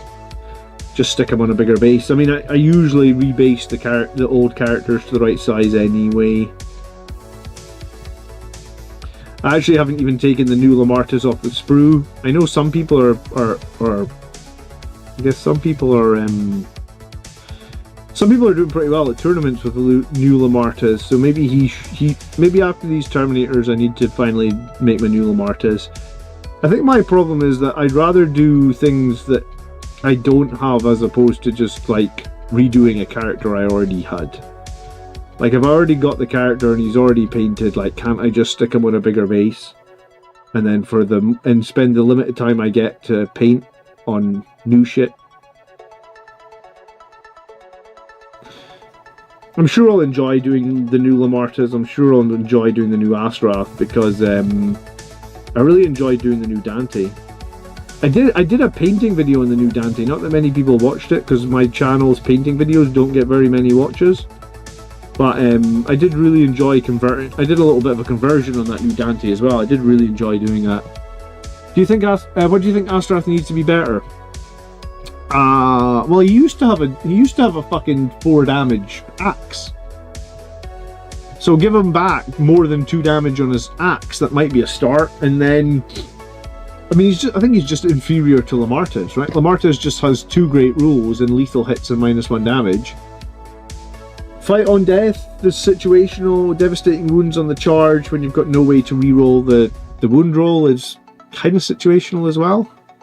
I mean, Lance on the charge might be better for Astrath. Just because I feel like devastating wounds is... What's my experience of using Ball Predators? I mean, I've used them a few times. I've interviewed people that have used them to win tournaments seal-pilled. One of the guys I interviewed was running 2 Ball Predators and 2 Vindicator tanks, and then I think the rest was all like Chump Intercessors, Death Company, and Sangre Guard. So I think you can use them. Brute Bias says, as someone who fell in love with Blood Angels during 9th and hasn't played in ages, I was stoked to see your recent video. Getting into my first actual local league next week and can't wait. Oh, well, welcome back if you've not played since 9th. Nice to see you. We're here every week talking about Blood Angels. Leave a like, leave a subscribe, that sort of good stuff. I appreciate it. When you're using old models, do you adjust them height? Or do you put them on the correct size bases and call them done? For the Sangre Guard, I have adjusted their height ever so slightly, because they're only like a centimetre shorter, right? And some of the old Sangre Guard literally have swords that go directly up, so they're kind of the exact same height. No, I think it was different when terrain rules. Like, terrain is totally different now, right? It's like, it's all obscuring and it's all regimented, and it doesn't matter anymore if your model's 1 centimetre shorter than the next model, I feel like. It mattered in previous editions, it doesn't matter right now. Which is probably a good thing.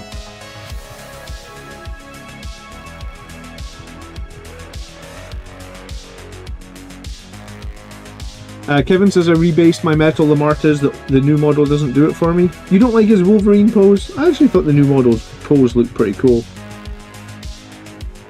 But maybe it doesn't do it.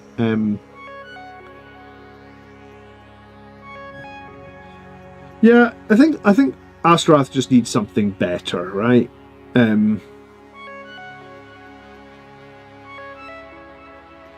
I mean, the interesting thing is, if you read the Astrath book, he doesn't really go around with Death Company in the book. You know, like, on the tabletop, he has to lead Death Company. Like, I actually don't think he can lead anything except Death Company. But, like, in the books, he isn't really leading the Death Company. If anything, he's with regular Marines looking for Death Company that are too far gone, that need put down, essentially. I think he isn't tanky enough. He's too hard to use as you want 10-man squad, but Lamartas makes them difficult to kill. Yeah, I mean, that's probably fair to say as well.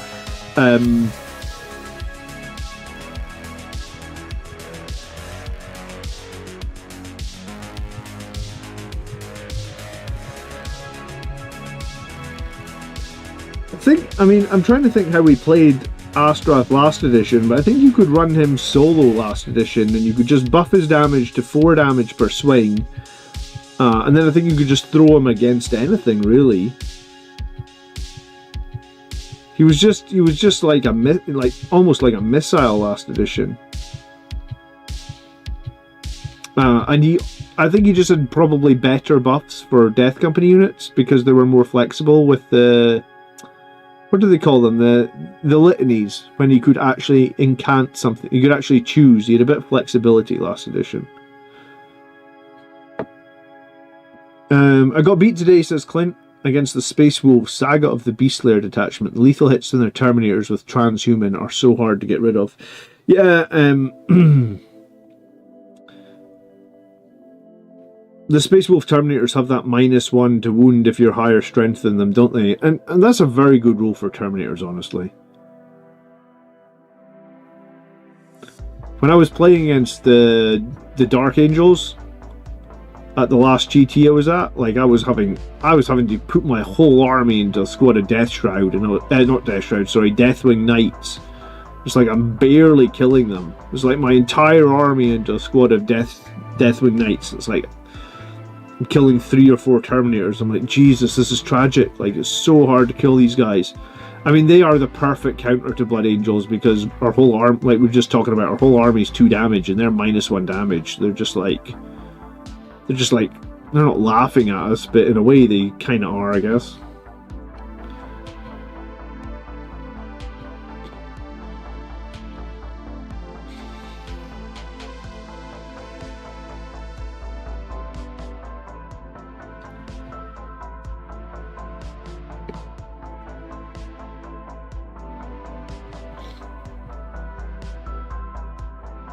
Yeah, Astrath with Vanguard Veterans would be good. Yeah, I hope they improve some of the combinations of what units can lead things, etc. next edition, because I feel like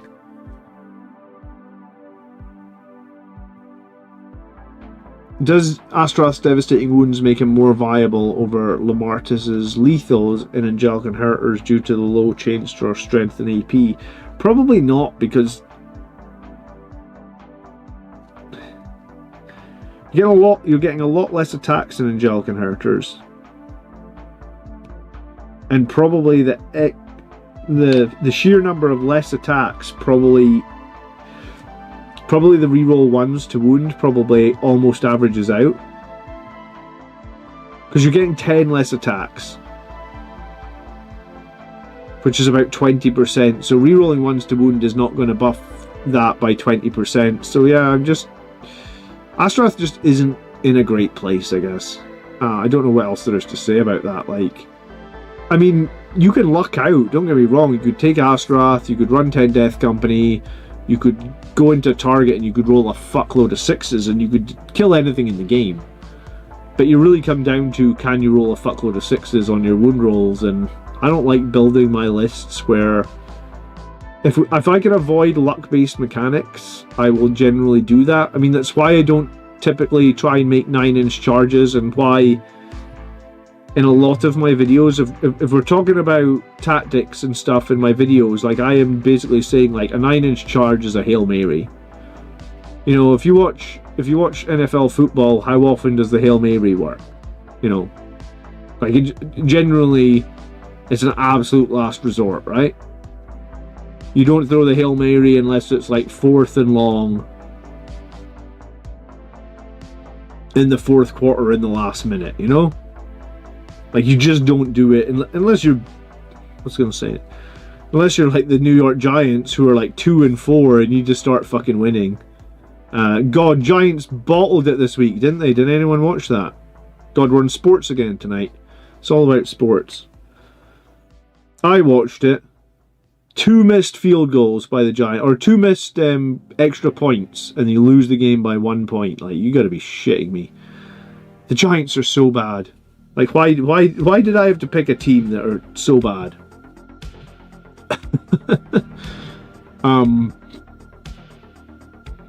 I personally value +1 to wound from a regular chaplain over Lamarta's or Astrath. I mean, that's fair. I think I do too, but I think if I was going to run Death Company at the moment, I think the way I would run them would be Lamarta's, because the lethals that he gives with the reroll all hits is actually fairly decent. +1 to wound is obviously going to be very big on that, but you could just pay 1 CP and get +1 to wound on that. But yeah, when I was running Death Company earlier in this edition, I was definitely running them with a chaplain over the named characters. I think that was to try and keep the cost of them down. But I think if recent tournament performances is anything to go by, Phil, a lot more people have been running Lamarta's +10, and we've been seeing that's just been performing like really well. Like, lots of people have won tournaments, I think, since they dropped the cost, because I can't remember what Lamarta's like 110, and Death Company were also a little bit more expensive, and they've dropped the cost on both of them, and they're just popular again, I guess.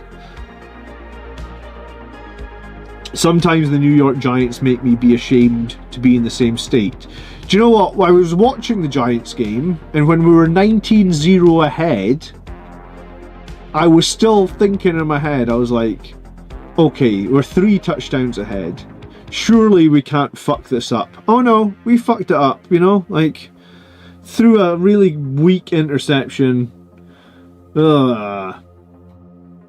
know what? I don't know when the Giants playing tomorrow. Maybe, I don't know. I haven't looked up their next fixture. That game was I think he is cheap enough now, Phil. I think if I was gonna run 10 Death Company, I think I'm taking Lamarta's now. I think he's getting enough play that's worth doing. I think he's probably only good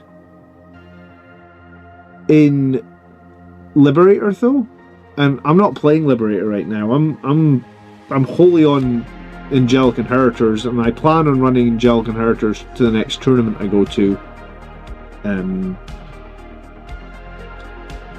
I just haven't bought that next tournament ticket yet, but I'll need to actually find out when it is. But yeah, I think the next tournament I'm going to is January. So the ticket's probably going on sale soonish.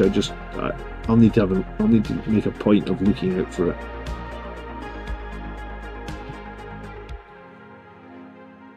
This Terminator has really weird feet. It's like a firstborn with really weird, like, knobbly feet. I don't know what the hell this Terminator is, but... Brandon says, evening guys and gals, I had a big ladder game against Imperial Knights the other day. Playing lag, I smashed it. I won the game 85-15. Thanks for the tips. I said I'd come back on here and talk about how to play badly. I lost, but I guess not. Oh, Brandon, were you the person last week that was asking about, and we were talking about, you have to entirely kill you have to kill the knight from full health. You can't be leaving them on low health. Because if you won 85-15, you fucking smashed it, dude. Well done. That's a huge win. That's like they didn't even... Did they get their painting points? That's like they got their painting points and then they went home. Hello, Christ. Offers 66, how are you?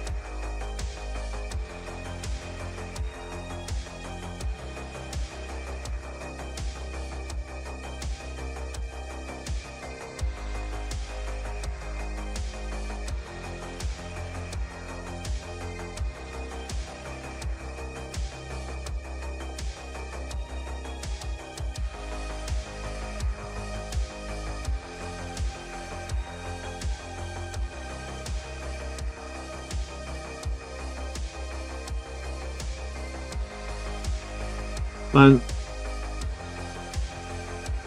it was a great tip. There was no painted points for him, unfortunately, but I kind of felt bad. By turn 5 I was considering giving them to it. Oh dude, if he hasn't painted I mean, I suppose you could have given him his 10 painted, but yeah, well, I'm glad that we taught you something last week. Congratulations, dude. Here's the thing: the next time you play knights, you'll have the typical knights game where every single knight lives on like 1 wound, and you'll be kicking yourself at the end of the game, going, "I know I needed to finish off those knights. I shouldn't have split my attacks. I shouldn't have split my fire," because that's the danger with knights. Is, you know, you have a tank that's got like a bunch of las cannons or something, and you're like, "Oh, I probably only need like a couple of shots to finish off this one knight," and then you just shoot it with a couple of shots and you leave it on 1 wound. And that is the big danger when playing against knights, I feel like. Congratulations, dude. Well done on your league victory. I'm glad we managed to help you. Because when you asked the question last week, I was like, oh god, you've never played knights before. This could go badly, right? Like, you could just turn up and be like, yeah, I leave every knight on a few wounds, and I've been there, and I've been destroyed the same way you destroyed him. Like, I've lost to knights, let's say 85 to 15. Christ says, I have built 26 models today. I'm great, man. Thanks for asking. Yeah, I've been feeling great this week. Do you know what? I need to go for a pee. I'll be right back. 1 sec.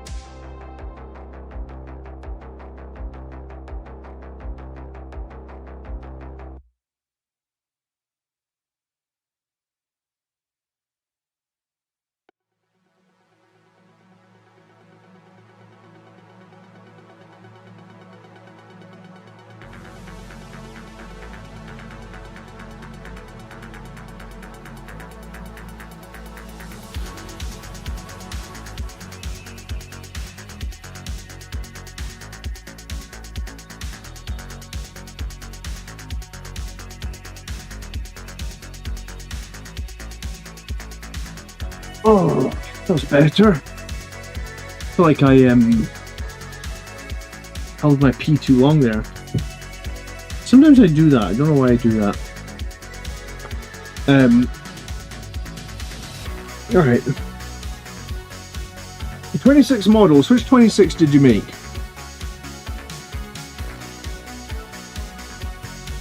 I just kept targeting them until they died, and it seemed to work. The double lancers came in for me. The Sangre Guard plus a jump captain killed a knight, plus the Death Company boys just died to shooting after failing a charge. Isn't that just the case? Something always dies to shooting after failing a charge. I've lost that Lamartas squad before, like the whole squad. Lamartas plus 10, dead to some bullshit Dukari shooting because they're like in the open. Geo says, is the Ball Predator still relevant? I just bought one second hand. I need to pimp it up a bit. My best course of action was to heavily weather it. I mean, the Ball Predator is totally fine. Like, people are using the Ball Predator probably... I mean, I think some people are using it to do well in events. But yeah, Ball Predator is I think you have to have it with the flamers. If you've got it built with the assault cannons, you probably want to try and convert it to have flamers.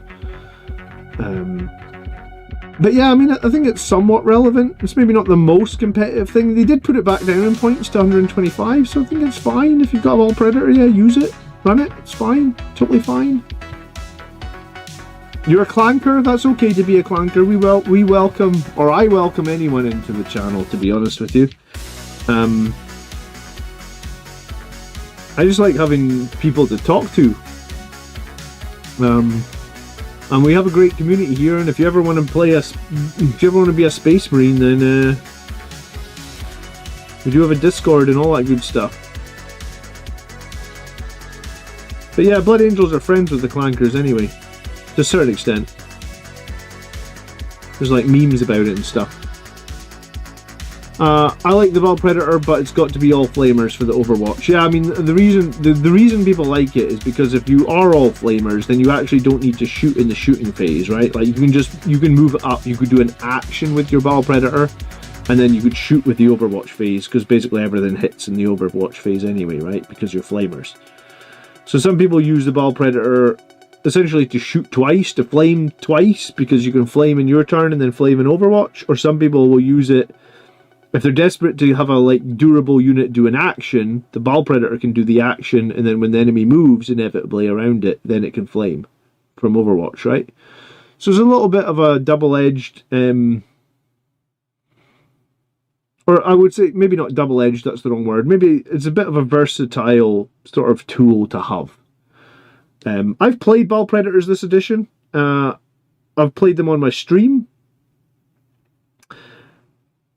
I don't know if it's my favourite sort of unit, personally. But then I don't know if I play... Like, there's very many different styles of playing Blood Angels, right?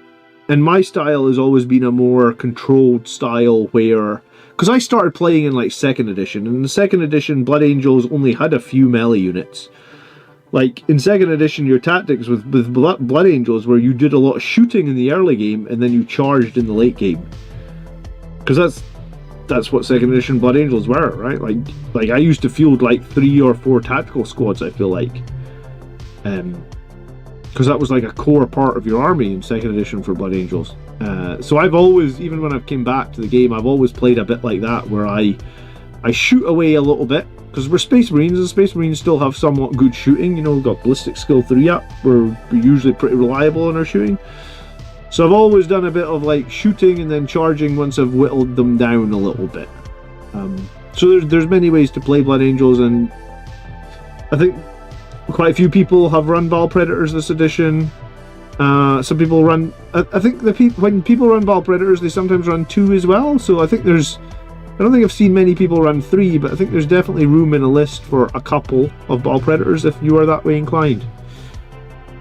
What's my thoughts on 10-man Vanguard Veterans with characters? So I don't run Vanguard Veterans at the moment, and I think the reason I don't is that they're AP 1 and they have 1 damage weapons. I don't think there's much else to say beyond that, in that, like, I just think 1 damage with 1 AP is kind of rubbish in melee. If there was a, like, the guy Jack, who is like the LVO winner with Blood Angels, so arguably one of the best Blood Angels players in the world, he was using them a lot, the Vanguard Veterans, with the Sangre Priest. He was actually running like 3 squads of them with the Sangre Priest, because the Sangre Priest was giving them the 5-up Feel No Pain and 1 AP, which I think was very, very good. So there were AP 2, lethal hits, 5-up Feel No Pain, and a 4-up Invuln. I think they were amazing. But without any way to boost their AP, I'm kind of 1 damage, 1 AP. It's really not, it doesn't feel exciting, it doesn't feel meaningful, it doesn't feel like there's tons of targets that's going to be optimal against. Not to say that there isn't some targets that be optimal against, right? But like, it doesn't feel like it fits with what I'm trying to do. Like, if I was going to run 10 cheaper Marines, I would just run 10 Jump Assault Intercessors. Because that gives me the potential to do 5 mortal wounds before we've even swung up. Well, technically it's the potential to do 10 mortal wounds before we've even swung, but statistically it should do 5, right? Because you're going to roll 5, you're going to roll 10 dice, you're going to roll half of them 4-up, so we get 5 mortal wounds before we even swing, right? Which is huge, which is a huge amount of damage for a unit that's only 170? Is it for 5 now? For 10, sorry. I've been working on a list a bit. I'm going to revolve heavy on lethal hits and reanimation protocols, and I have the Imhotech, the Stormlord, and I'm running the Hypercrypt Legion detachment for mobility with reinforcements. Interesting. I haven't played Necrons at a tournament for a while, actually. I got beat really badly by a Necron list last edition, I think it was. Yeah, it was last edition, because he used the Orb of Darkness to, like, move, like, I think it's called the Orb of Darkness. It's the one that lets you, like, it's like the jump power, right? You pick up a unit and you put them down somewhere else. So use the Orb of Darkness to like pick up a unit of like heavy destroyers and put them like behind my lines where they could target my Death Company. They did so much fucking damage to the Death Company, it was disgusting. I think a bunch of the Locust destroyers have like a flat 3 damage gun as well, so it's just like I'm just getting obliterated from behind my enemy, behind enemy lines. It was bad. It was rough. Kenneth says, "Hi, Blood Angels Commander. Just played my first game as the Bloody Salamanders using lag, and it was pretty sweet. You Blood Angels guys have some very cool buffs. So how do you play Bloody Salamanders? Because you can't use any of the Salamander characters, right? So you're just using a crap load of flamers in a Blood Angels lag list?"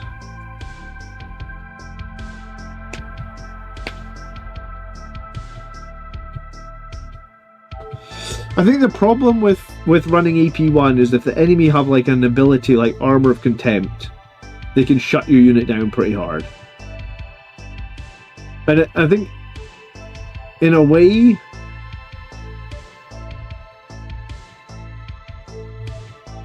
that's why you don't run big units of AP1 attacks.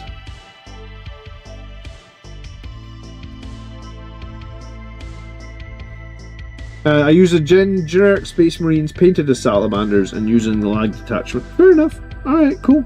Well, congrats on... Did you say you won? You didn't say, you just said it had cool melee buffs. Yeah, I mean, the Blood Angels buff of +2 strength, +1 attack in melee is pretty cool. And it's just, it changes a lot of units from being kind of average to just being good, I guess, right? Like, Assault Intercessors, kind of average when they got Strength 4 chainswords, kind of good when they got Strength 6 chainswords, right? Like, it's a pretty simple buff, but it works pretty well.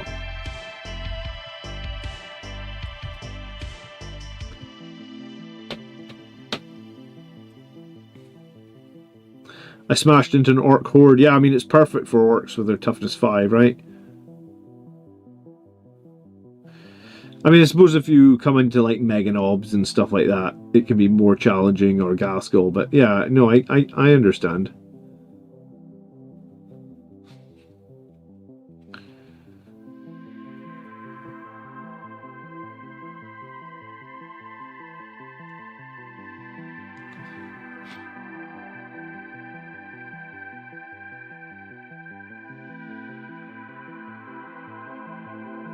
God, this little Marine's feet are too close together. I can barely get my paintbrush in between them to paint that area.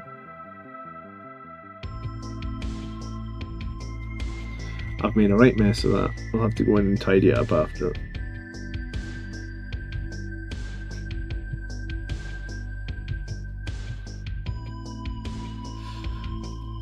Are Liverpool still losing 3-1? There can't be long left, right?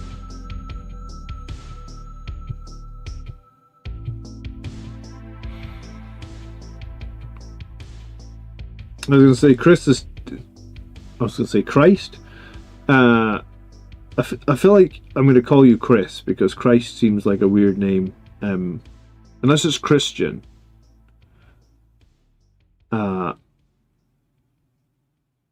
3 minutes of added time left, 3-2. Do you know what? Even if you drop 2 points today, that's going to be pretty big.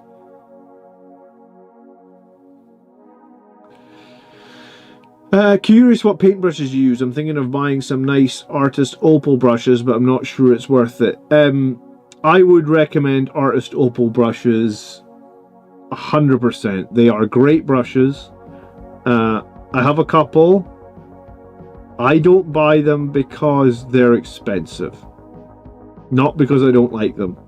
I want to say, like I usually paint with like a 0 or a 1, like in terms of the size of the brush. The Element Games brushes I buy, I think they're called character brushes, are like 10 or 12 pounds, I think.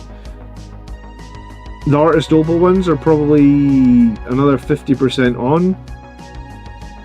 So I've bought the Artist Opal ones. I think if you're a really solid painter, like a really high quality painter, then I think you should buy Artist Opal. Like they're probably the best brushes I ever used.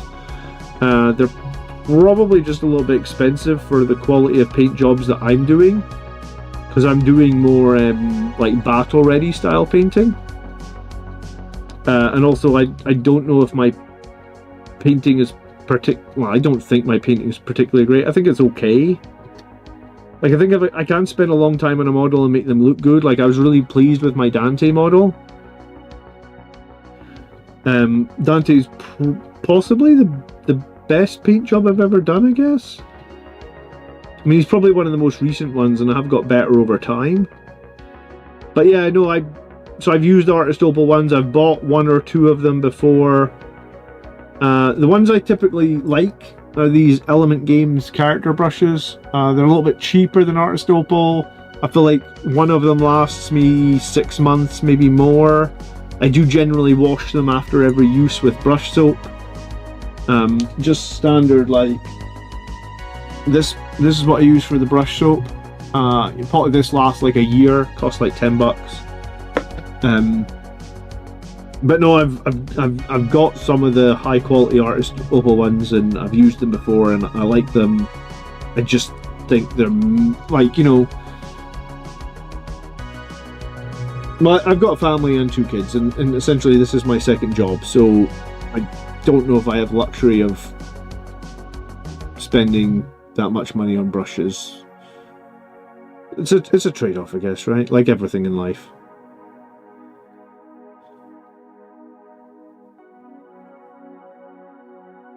I keep buying these army painter brushes, super cheap, but lose the point after 5 models.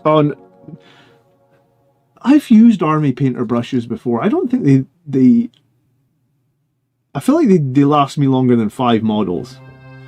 I think the Element Games ones are probably the sweet spot. I guess that my point, like, so this is a synthetic medium Games Workshop brush. So this is about one of the cheapest brushes you can buy. These synthetic ones are £3 or £4. They may be up a bit now. I think they're maybe like $8 or something.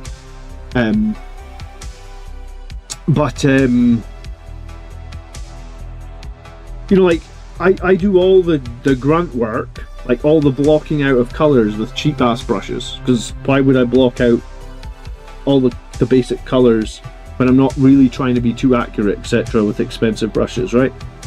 So I do all the hard work with a shitty brush and then use the good brush for the difficult work or the final touches. And if you're doing that, then maybe. But no, I quite like the synthetic Games Workshop ones for the grunt work, right? Like, I'm going to buy some more of these. I think it was Smithy. I haven't seen Smithy in the live chat for a little while, but he sent me some of these for free. I don't know where he got them from. But like, he sent me a pack that had like 10 of the synthetic Games Workshop brushes in them just when they came out. Maybe he just bought a bunch of them and didn't like them. And 3-2 full time.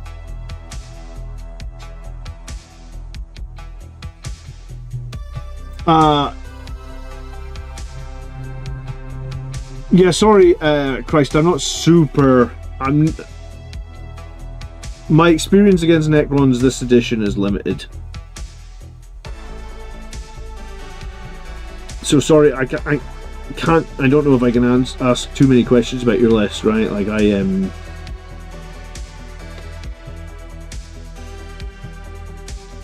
Usually when I'm playing Necrons, I'm trying to think more about, like, how do I delete whole units so that they don't reanimate when I'm playing against them, right? That's my biggest concern with Necrons. What red is that?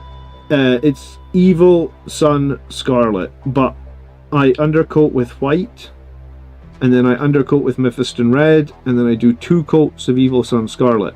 So it's purposely very, very vibrant, because I'm not going to do any edge highlighting on these guys. I'm just gonna recess wash them because it saves a lot of time, right? So all my Space Marines are 4 coats to get to the red that I like. And one time I did actually skip the white coat because I was like, oh, surely I don't need to undercoat with white. Like, surely that's a step that I can skip. I didn't undercoat them with white, and then I went I painted them, and then I was like, the red isn't as vibrant, so I went back and resprayed them white and started over. Because I guess if you undercoat with white, it just makes everything a little bit on top a little bit brighter, I guess. I've got one. I was going to make... People always ask me about my reds, so I was going to do a painting video. So this is the guy. So you can probably see he's been sprayed white, right? Because there's white on the base there. You can see underneath I haven't got full coverage. So this guy was sprayed white, and then he was sprayed Mephiston red. And so this is Mephiston red after a white spray. And then that's 2 coats of Evil Sun Scarlet. So it makes it quite a lot. Like, it almost makes it, like, I think that this stage is probably too bright, right? Like, they are overly bright. But I recess wash them with Agrax Earthshade. And when you do that, you end up something like this level of red. So that's what you get without edge highlighting, right? And that's what I want. I don't want to have to edge highlight every model. I've got family, I've got kids. I don't have the time to edge highlight every model, Nathan. But hello, welcome to the channel. So that's 4. What's that? Is that 5 losses out of 6 for Liverpool, or is it 4 losses out of 5? Can't remember. It's a lot of losses anyway. Brandon, right, I'm off anyway. I just want to pop in and say thanks again for the ladder advice. Brandon, you're so welcome. Thanks for popping back in and letting us know that we actually gave you some helpful advice. I'm glad to hear it. I'm really glad to hear it, because I was a bit worried for you last week. If you're in the UK though, check out those Element Games character brushes though. Honestly, they're good. They definitely last more than 5 models. Yeah, that's a Space Marine Hero, that model. And that one was painted for me by someone that watches the channel. It's nice to have good friends.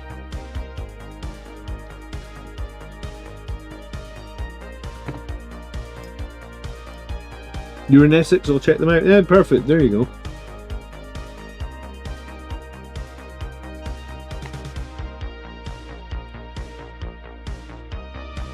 I might be, Phil, how long have I been streaming? Like almost 2 hours. I might stream for, I don't know, another half hour, 45 minutes, something like that. We'll see.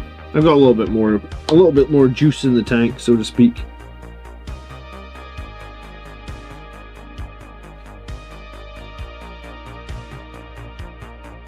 You have a good night, Phil. Thanks so much for coming past. I'm taking the Death Company Dreadnought to the next RTT. I know you think it's ass, but I think it looks cool and could be quite fun. I would just take the Brutalis, but I mean, I guess, hey, you've won some tournaments now, Seal Pilled, so you're allowed to have fun. Right, that's kind of where I was at, right? Like, I wanted to win a tournament, I won one, and then I was like, I mean, once you've won a tournament in an edition, maybe you can just have fun? I don't know. I mean, I think going to tournaments should always be fun, though, right? Like, if you're not going to a tournament and having fun, then you're kind of doing it wrong, I feel like.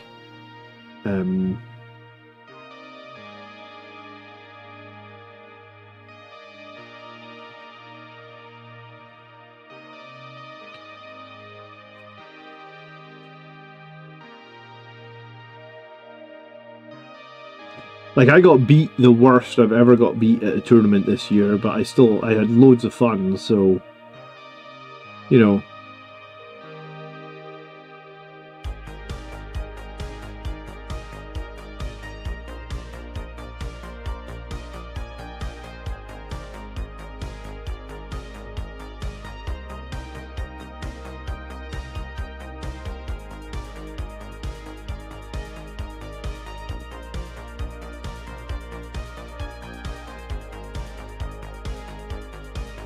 Yeah, I mean, here's the thing.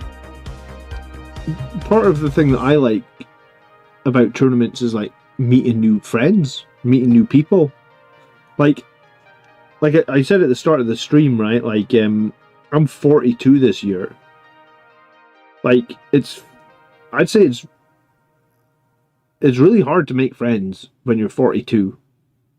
Like, where do you meet someone to be like, I work with people similar age as me, and like, I guess like I like some of the people I work with, but like, if you see the people you work with, you inevitably end up talking about work. And honestly, when I'm not at work, I don't really want to be thinking about or talking about work, because, you know, I mean, you can enjoy your job, but you still need a degree of separation from your work, right? You need downtime, you need to be away from it, I feel like. So, yeah, I think it's hard to make friends when maybe not even when you're 42, like when you're in your 30s, or, yeah, I mean, like, where are you meeting people to be friends? I mean, like, occasionally, like, I might, like I said, I'm a big sports fan. So, like, if I'm at a football stadium and I sit the same seat every week, I might make a friend at the football stadium. But yeah, in general, I feel like it's hard to make. And I mean, is that even a friend? It's more like an acquaintance, right? Like, it's not like I'm going to message that person afterwards talking about the football. Whereas in like 40k, you might get into group chat, you might talk about things, you might discuss armies. Like, I don't know. I like the social part of it a lot.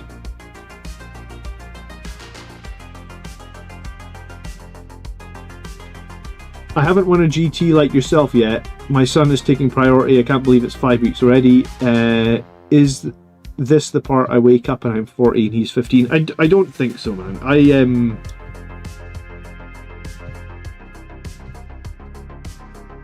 I think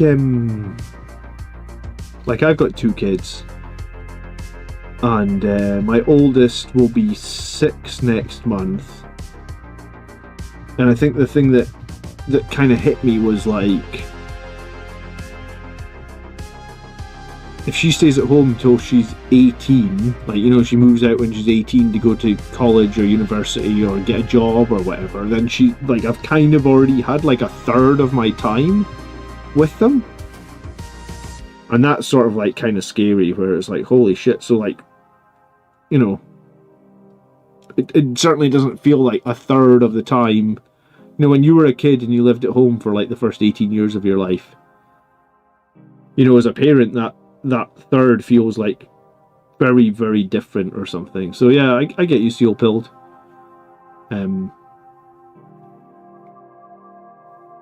But yeah, no, I think 40k is a great, like, every tournament I go to, I'll have at least one game against someone that I've never met before, and by the end of the game we're friends. And maybe we are just acquaintances, and maybe, you know, but like, we will see each other again at a tournament in a couple of years' time, and we'll be able to pick up a conversation. And Swabulous says, I don't really like playing, I just like collecting. Well, that's fair enough. You should, you know, I have a lot of friends that go to tournaments that aren't serious about winning. And I just went to one recently where I guess I wasn't very serious about winning. I just wanted to play the Stormraven and have fun. And honestly, it's one of the funnest tournaments I've ever been to. Because normally I would put pressure on myself. See, especially before I'd won a tournament, because I've got a few medals up there now. But before I'd won a tournament, when I was doing this channel, oh my god, was I putting pressure on myself. Because I was like thinking to myself, like, why would anyone watch this channel and listen to me when I've won fuck all? So I was putting like this giant amount of pressure on myself, which was probably actually causing me to make mistakes and lose games. But now that I've won a tournament, I'm like, well, I've got 2 winners' medals and I've got best sportsmanship. And honestly, I think the best sportsmanship is harder to win than winning the tournament. Because the best sportsmanship just means everybody you played against thought you were super cool and super chilled and super fun to play against. That's fucking harder than winning the tournament, man. So I in a way, I am most proud of winning the big 32-player tournament, but I am also very proud of winning best sportsmanship, because that's probably more important, but nobody will tell you that's more important, right? But the reality is, if you've gone to a tournament and all the other 5 people you have interacted with have thought or highly enough of you that like that was their favorite game out of, you know, so that was their favorite game. That's harder than winning. But no, but everybody cares about winning, right? Time moves quicker as you're older because you have proportionally less time left.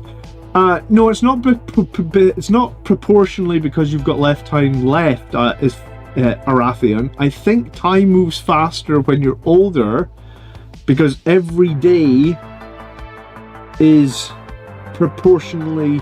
Like if you're only 1 year old, then every day is like 1/365th of your life, right? So like a year feels like a really long time if you've only been alive 1 year.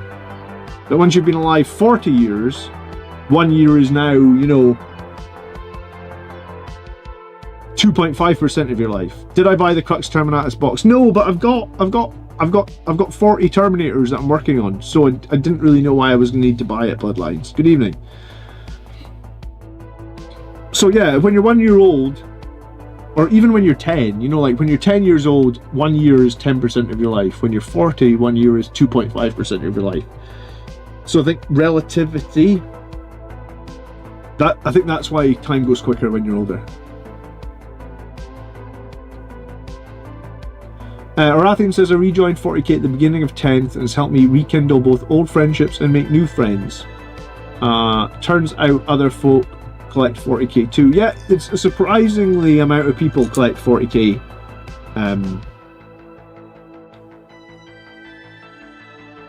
There is other armies that have dedicated channels, and I don't know if there's any Space Marine that have dedicated channels. I know there's a World Eaters dedicated channel. There's an Eldari dedicated channel. There's the Guard dedicated channel. He's called oh god, he made a video making fun of me. What's his name? I think Morty and Glory. So there's a number of other sub-factions of Space Marine, or sub-factions of 40k that have dedicated channels. Yeah, I'm not the only one.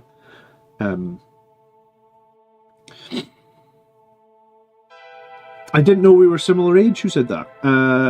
Peachmonger. I'm 40 now. My kids are 3 and 5. I really hear about you limiting budget for plastic.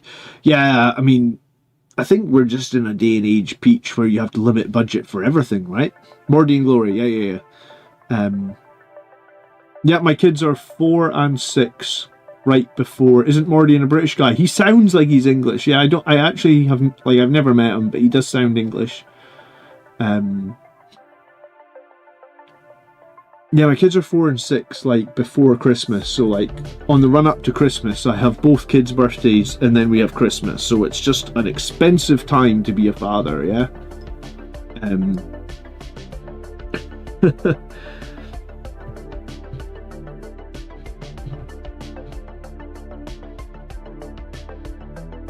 But yeah, so yeah, when I was going to say, so I've got this like health video coming out on Monday, which is really not something I've ever put on the channel before. But as I've got older, or like, I don't know why the conversation has got onto people getting older, maybe just because I said a couple of times I was 42. I think it was just this last week. I was off work. I was trying to be healthy. Like I said, I was trying to go to the gym. I went to the gym 4 times this week. And because I'm 42 now, something in my head, I was thinking like, I want to be 85, right? Like I want to still be here for my kids. I want to do all that things, and the only way I'm going to do that is if I'm going to be healthier, right? I'm married and hoping to become a father soon. Congratulations on getting married, and I hope you manage to become a father soon. It's both the greatest thing you'll ever do and also the most frustrating thing you'll ever do, but I 100% recommend it. Would do it again. I love my kids absolutely so much. They're like, it's the best thing you can ever do, have children, honestly. it's also, like I said, it's the hardest thing you'll ever do, but it's the best thing you'll ever do.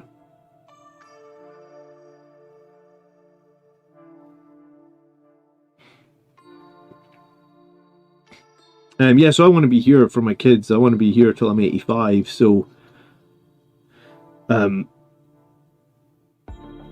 going to have to go to the gym 4 times every week for the next 42 years, make up for all those years of laziness. I'm trying to get to a point where, like, the gym is like an, what do you call it? It's like an auto. You know, like having breakfast is like something you just do. It's like automatic. I'm trying to get to the point where the gym becomes automatic. So it's no longer like, oh my God, I don't want to go to the gym today. It's just like the gym just becomes an automatic thing that I do. I'm going through a health phase. I've recently dropped like 5 stone due to heart issues, feeling great, and I'm now designing trialing a weight routine. Good for you, man. I love it.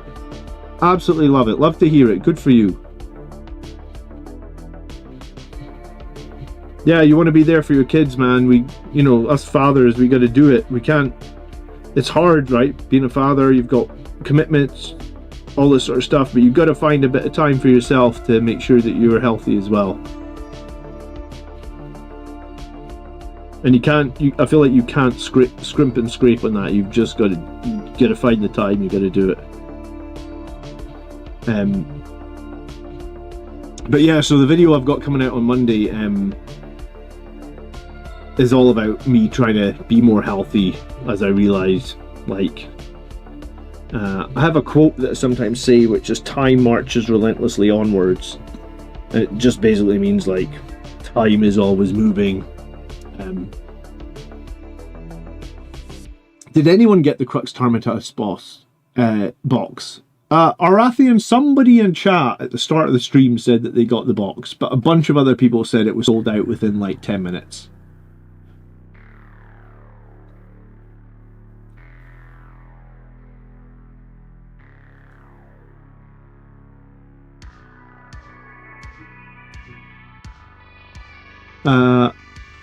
I thought I purchased the box, but when I checked my orders, it wasn't there on the GW site, and my bank account shows it was paid, refunded, not sure if it went through. Oh my goodness, I wasn't, like, I take it Games Workshop's website is still falling over every pre-order day, is it? Is that what happened?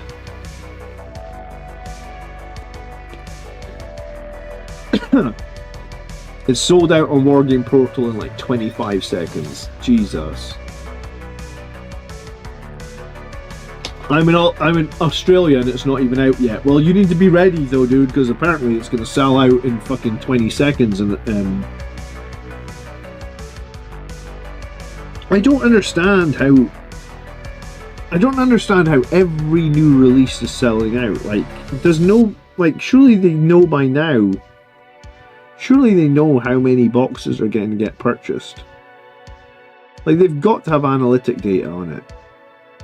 Like, they have to have some idea of how many boxes are getting, like, how come every release sells out instantly? Well, that just tells me, like, are they not making enough? I remember when I ordered Dante when he first came out, like the Primaris Dante.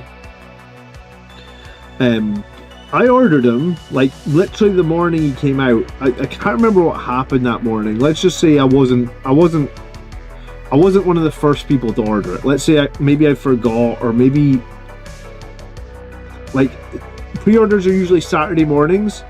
My kids have football lessons on Saturday mornings, so and the football lessons I think probably begin half an hour before pre-order opens. So maybe I was trying to pre-order it. So maybe I was trying to buy Dante on my phone at the football lesson ground, and reception probably wasn't great, and the website was probably crashing.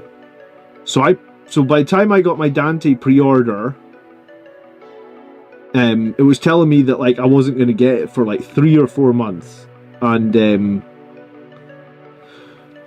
I think it took so long for my Dante to come. One of the guys that watches the channel, I think it was Smithy again, maybe it was someone else, I can't remember, somebody that watches the channel just took pity on me and sent me a Dante.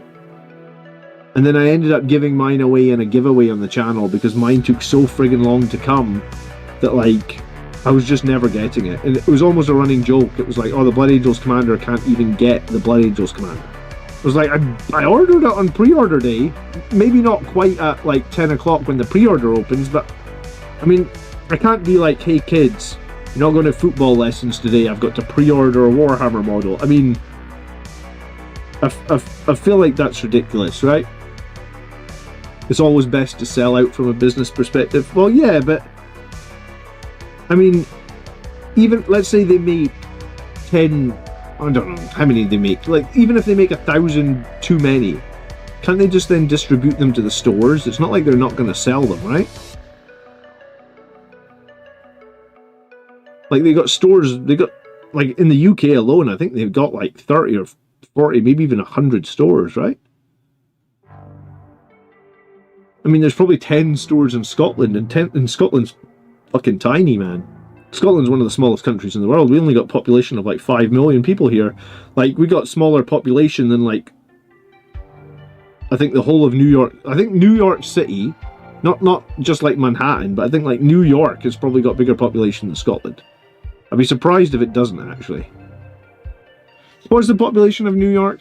I'm going to check. New York City population. Yeah, okay, New York City's population is 8.5 million. Scotland's population is 5.5. So there's 3 million more people just in New York City than there is in the entire of Scotland. And we have like 10 Warhammer stores, I swear.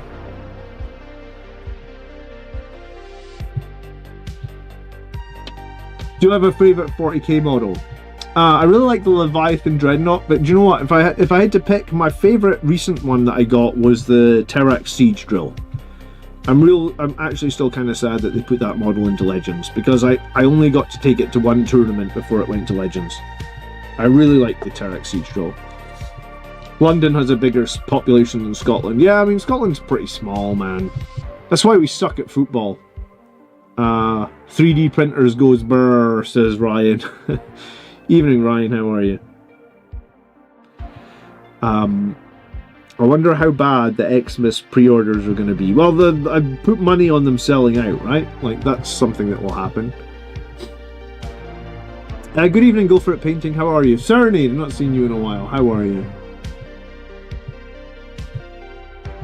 It's best to go to the store and ask them before it's on pre-order. I mean, I guess. I'm sure I actually messaged...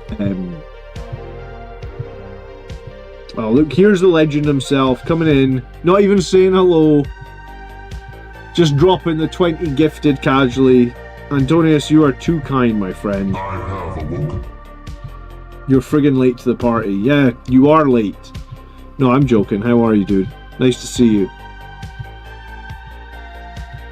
I have awoken.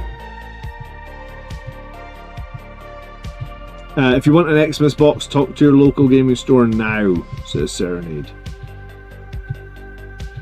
I have awoken. What's in the Space Marine? Like, there's a Space Marine Xmas box this year, right? I think I did look at it. I always kind of expect the Xmas boxes to have, like, new stuff. But I guess I'm naive. They're more for, like, people starting out new armies. I salute you, Antonius. Thank you so much for the 20 gifted memberships. Your support of this channel means ever so much to me. I appreciate it. Have you seen the new Sangre Guard skin for Space Marine 2? Do you know what? I've not played Space Marine 2 in a couple of weeks. Is it out now? Is the Sangre Guard skin out now? I know Valrak's been making a ton of videos on Space Marine 2, actually. I think because I was off work this week with the kids, I've just been trying to make sure that I give my kids plenty of time, and I must admit I've not watched too much YouTube.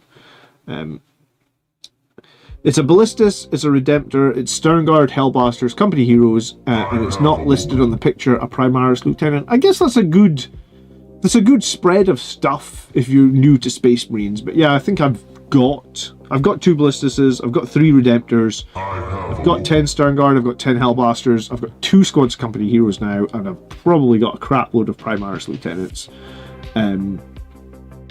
But yeah, I mean, I guess if you are If you're needing to bulk out your Space Marines, it's a good all-rounder box that would slot into a bunch of chapters, right?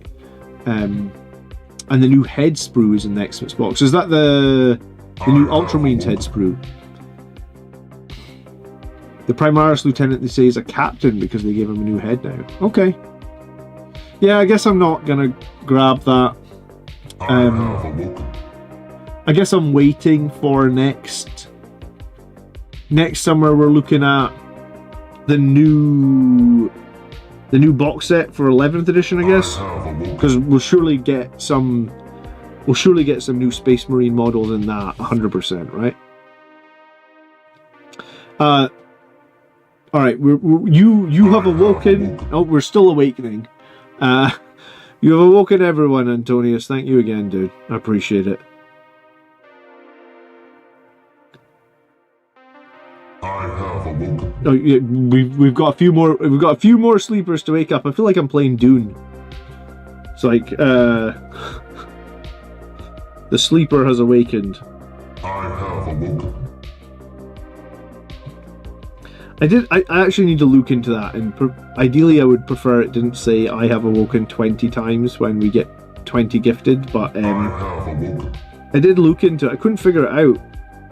Other channels have it though, but maybe I need to have another look.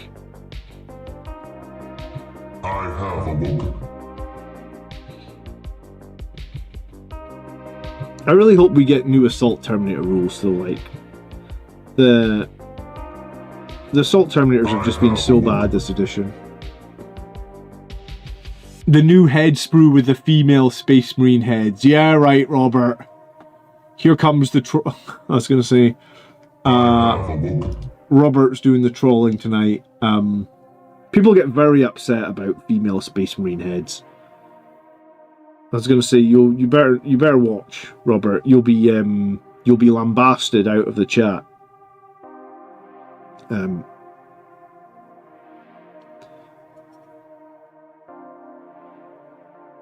I thought the whole point of Sisters of Battle was that there was some sort of representation for the woman within the Imperium, but I'm not the hugest lore buff, obviously, right?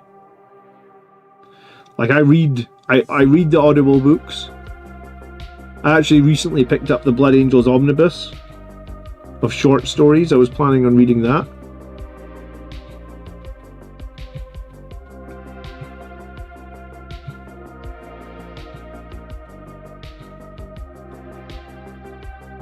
I do my best. You do great. Thank you. I cannot thank you enough for the support of the channel. I recently grabbed the Dark Angels Combat Patrol. Has some good units in there. Also, the Raven Guard and the Ultras seem like decent buys. Yeah, I mean, Combat Patrols are always generally good buys. I obviously bought the Blood Angels one, but like last edition, the Dark Angels one was really good for Blood Angels as well. Because I think last edition's Combat Patrol for Dark Angels was like Plasma Inceptors, which are great. A Redemptor Dreadnought, which is pretty great. And I want to say it was like Intercessors, which are just kind of always useful, you know. So yeah, I mean, if there's a combat patrol that's got multiple units that you need in it, then they're genuinely good value for money. Like I like the I like the premise of Combat Patrol. I don't really play the Combat Patrol game mode myself, but I like the premise of it. A Sanguinary Priest and Terminator armor would be awesome. Yeah, I mean, I think people would like the Sanguinary Priest with a jump pack back.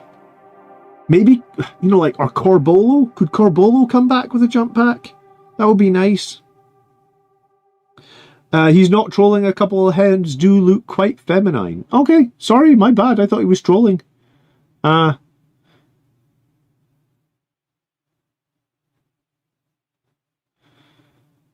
Okay. Yeah, I think the... I was going to say, I think the purists, the people that like the lore pure, will not like the idea of female Marines, because it was always, in the old books, it was always written from a very... But then, here's the thing, that was like the early 80s. And I feel like in the early 80s, the world was a different place. Like a very different place. Excuse me. And I think time moves on and people, like, look at Disney. Like, if you go on Disney and you watch any of the old movies, they all have big disclaimers saying, like, these movies are not really politically correct anymore because, let's face it, Disney were pretty racist back in, like, the 60s and 50s and maybe even more recently than that, actually. I don't know, like, I don't know which Disney movie probably has the most recent level of racism in them or whatever, but, like, you know, the world's come on an awful long place in like 20 years, and one of the things that I think is relevant to this, right, is like, I could be wrong here, I generally try and stay away from politics, but like when my wife was pregnant with my second child, she said to me, like, because my first child was a daughter, and the second child, she's pregnant, we didn't know what sex it was, and she said to me, what do we do if we have a second girl?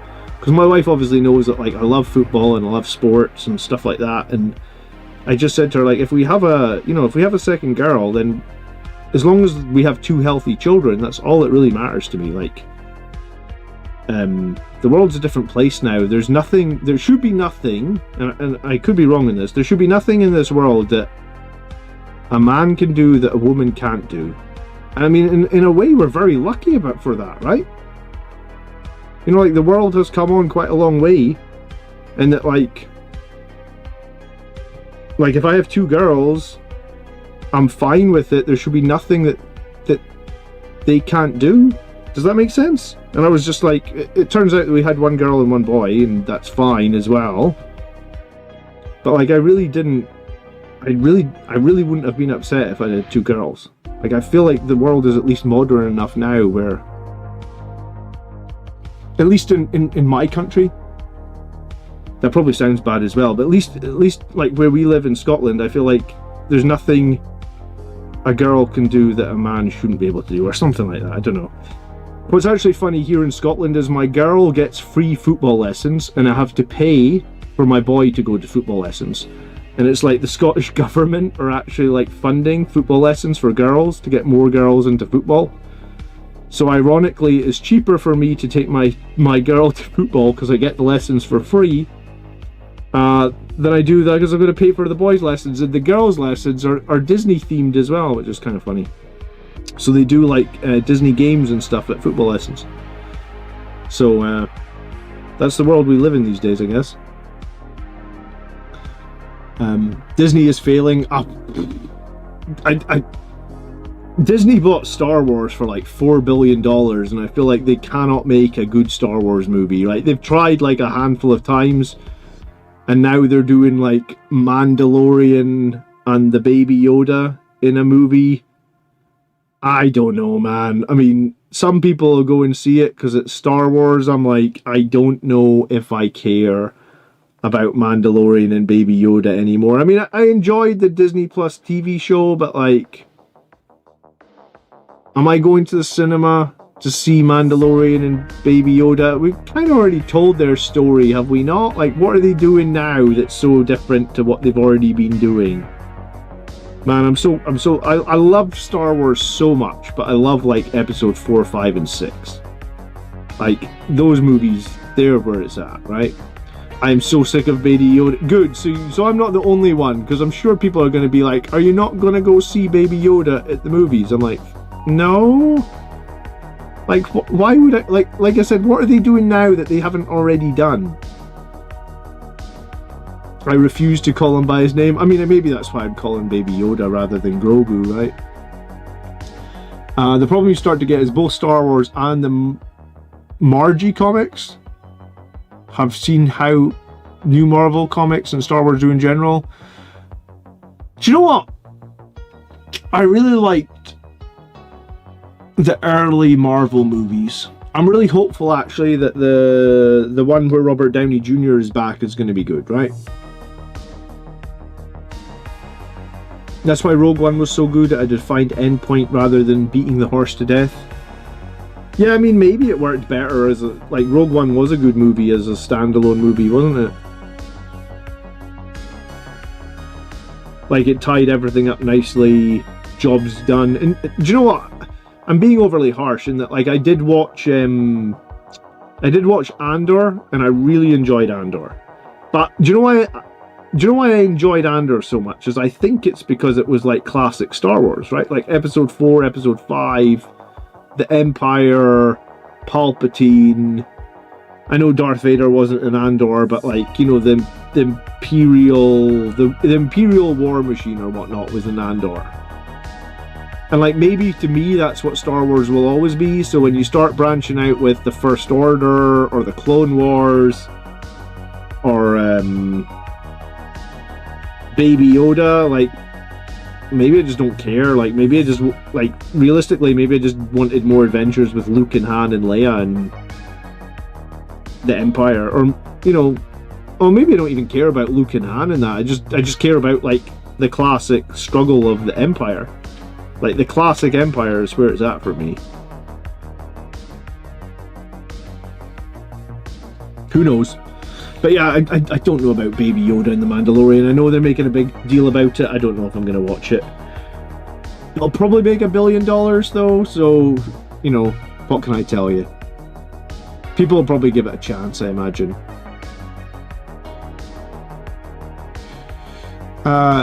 Girls/women's football. My missus took me to my first football game where Aberdeen got destroyed. Oh, I didn't realise you were so close, Arathian. Are you Scottish as well, then?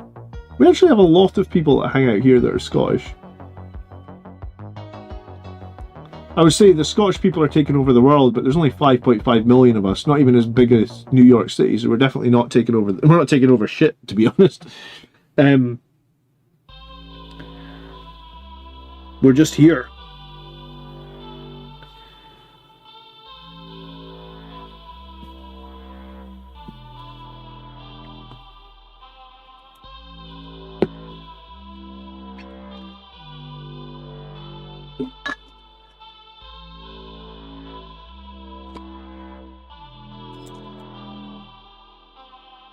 But yeah, I'm hoping that like Robert Downey Jr. being back will make those 2 new Marvel movies good, because I actually didn't realize this.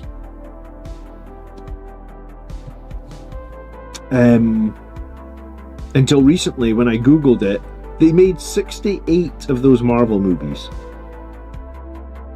I couldn't name 50 of them, but if you go and look at it, there is 68 Marvel movies. And that's like since like 2009. So they've been churning out like 6 of them a year or some shit. Like, it's actually bonkers when you realize how many movies they made. Like, I googled it and it was like 68, and I was like, what? It says, and then I started looking at the, like, because I was like, there's not 68. And I started looking through the list and I was like, oh my god, I've seen like every single one of these.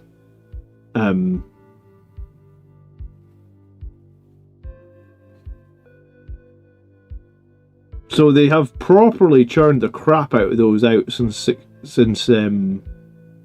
I guess when they started it all. I think they started it all with Iron Man, which I think was 2009.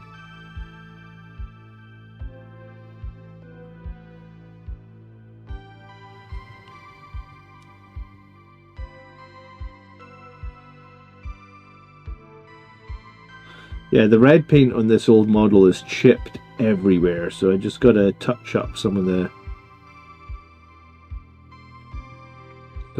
bits where the paint's chipped off.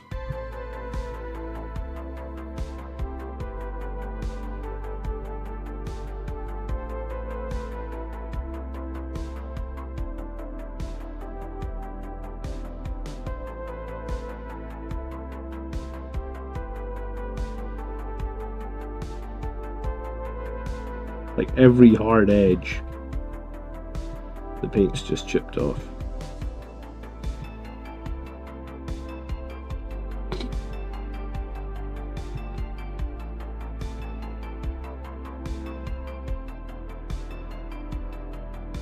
The good old metal Terminators.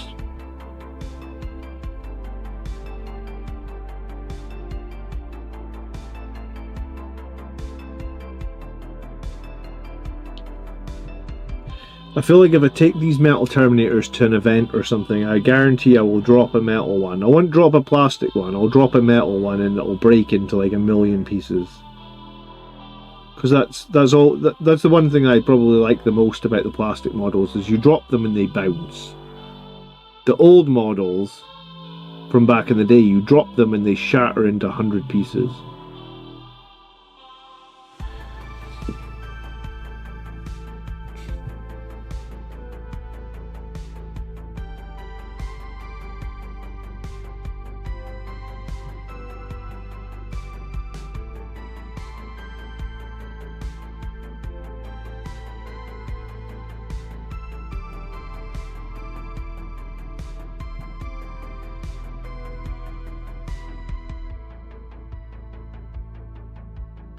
Wall Twitch says, hey mate, thank you for all your hard work.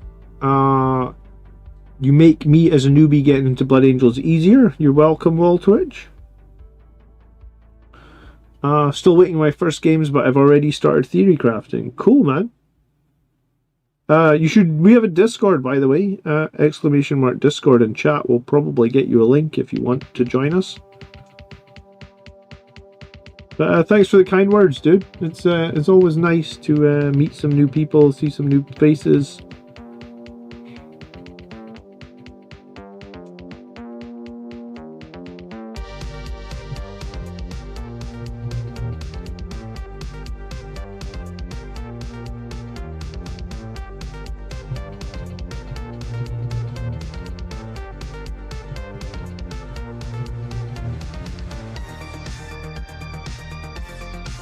God, I guess at some point many years ago I tried to paint these guys' eyes and I couldn't even hold my paintbrush straight enough to paint the eyes because the eyes are just a mess.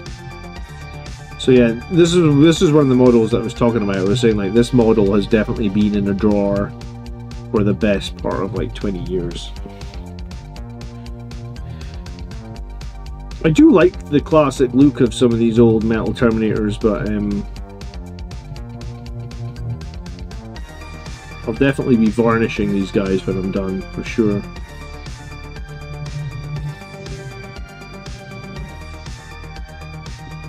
I mean, I don't even remember where I got these models from. It was that many years ago, I guess.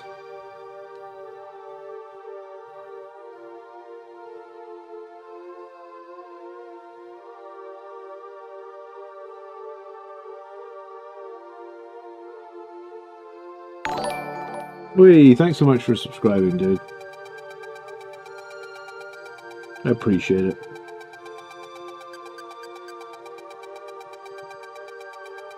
Not heard that Twitch subscription sound for a while, actually.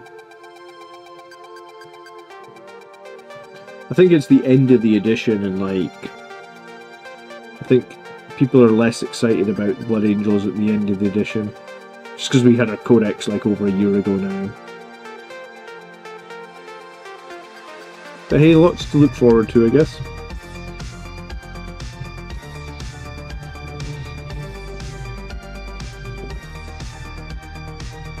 The 1K video and the 101 video helped a lot. Oh, I'm glad to hear it. I'm probably going to make more of those 101/1K videos in the new edition. Like once we know what the detachments are for the new edition. Because that video performed really, really well on the channel. And it's a video that I think a lot of people use to help them, like you said, like theory craft a first list, or put together like an action plan for their army. So I'm gonna do more like that in the new edition for sure.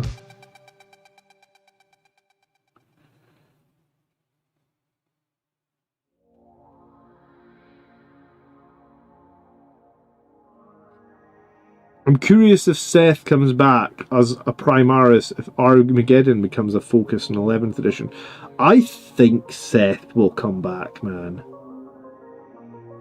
Do you think they'll bring him back like... Do you think they'll bring him back like almost like how they've just done, for example, you know, like how they've just done the Dark no, sorry, the Iron Hands, where it's like a special detachment with Seth, and you'll have like a detachment rule if you include Seth.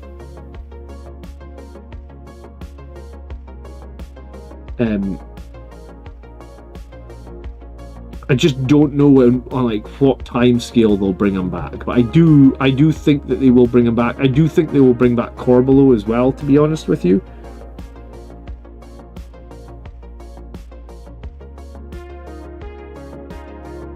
I'm not sure what time scale they'll bring him back. I'm not as sure if, like, I know the community wants Corbolo to have a jump pack, like that's definitely something the community wants. I'm not sure we'll get that, but I do think he will be back. I just don't know if we'll get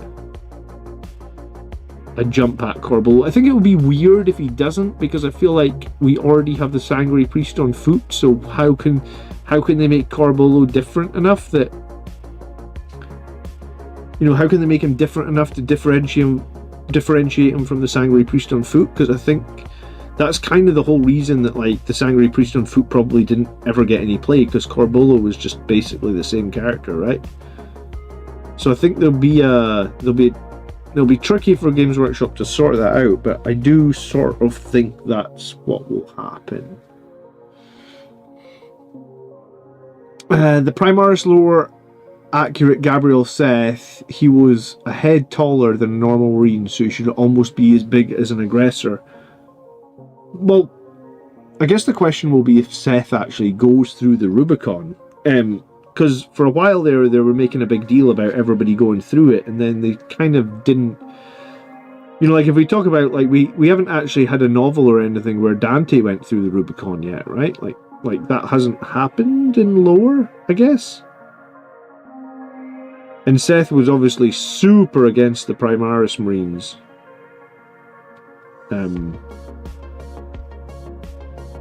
So, like, what do we think is happening there? But then, like, I feel like it would make sense for Corbolo to have gone through, because he'll have obviously seen everybody, you know, like, you've seen Astrath go through, he'll have seen Dante go through.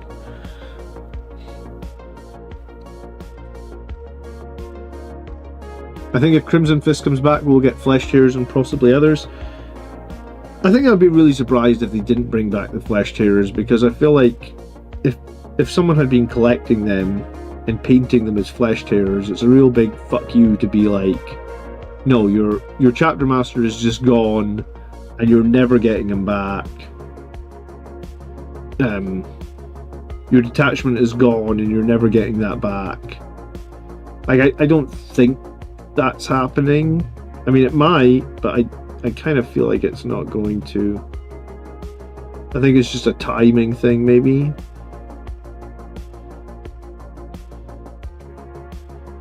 Corbolo on a bike? I mean, I doubt he'd be on a bike, but I mean, he could be. We need a new mounted unit, like, because Outriders are not going to cut it. I really think Outriders need, like, at least a sergeant to have a special weapon, right? They'll make Seth go through the Rubicon so they can be like, look, Seth loves the Primaris now. Yeah, well, I think they'll probably force him to go through the Rubicon. I was looking the other day, and it's been 5 years now since Darkness in the Blood. Believe that or not, that's the truth. You go Google it. Darkness in the Blood was published 5 years ago. I've got the hardback. Sorry, not the hardback. I've got the paperback here to prove it. And here's something that's fucked up, right? Do you know what the retail price of the paperback, not hardback, the paperback Darkness in the Blood is now? If you want a heart attack, go look on eBay. No, sorry, don't look on eBay. Look on Amazon, right? I was looking at this week because I was making a video. I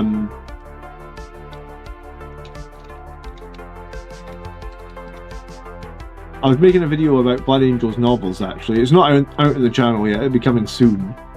But, like, Darkness in the Blood, right? Oh, they don't. This one is not even available in paperback, but, or maybe it was on, Amazon.com.uk. Hold on.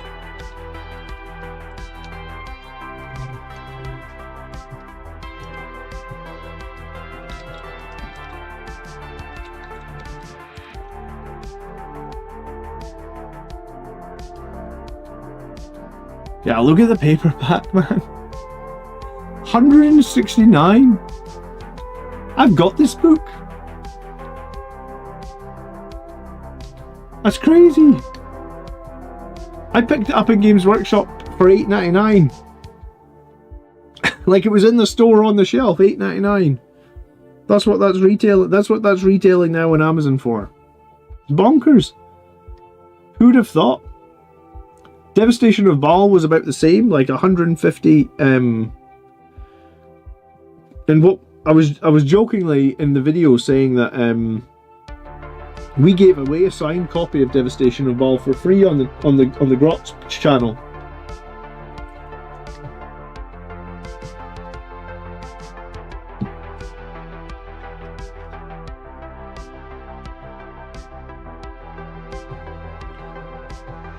Arathian, get the Lock and Load are doing a tournament in January. Get yourself ready.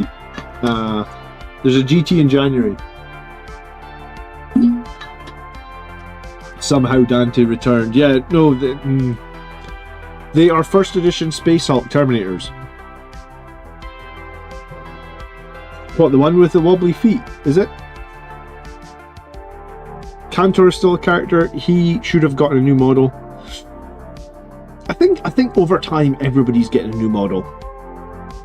Maybe the Flesh Tearers get a new chapter master. Oh, that would be controversial, wouldn't it?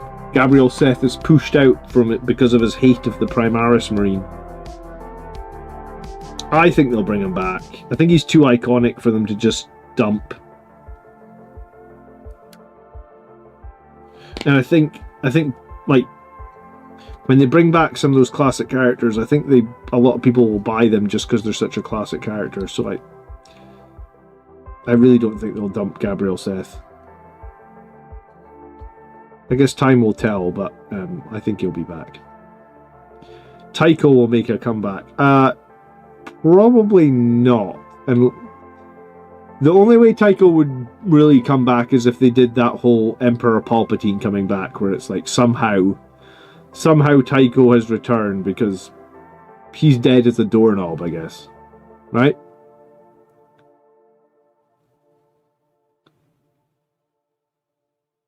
But I mean, Primarchs have been thought to be dead before and they've come back. So maybe if I mean, they're a business that sells models. If they think they can bring a model back that will sell models, then he can come back. That's kind of how I would look at it, right? Like if you can make a product to sell and you think it would make a lot of sales, do you just not make it? Because I don't know. I feel like there's been enough retcons where like if they want to bring him back, they'll bring him back.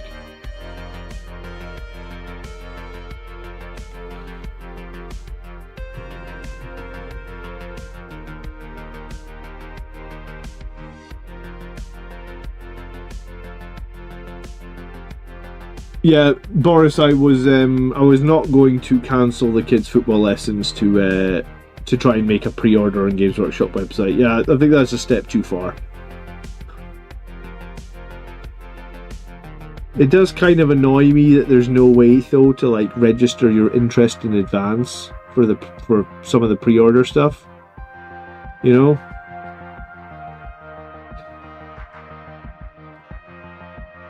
Because we know that like every like I don't typically buy all the Black Library books, but I know a lot of them get scalped by people and they get put onto eBay, and every time there's a limited edition Black Library release, that's what happens, right? It gets scalped by people and put on eBay.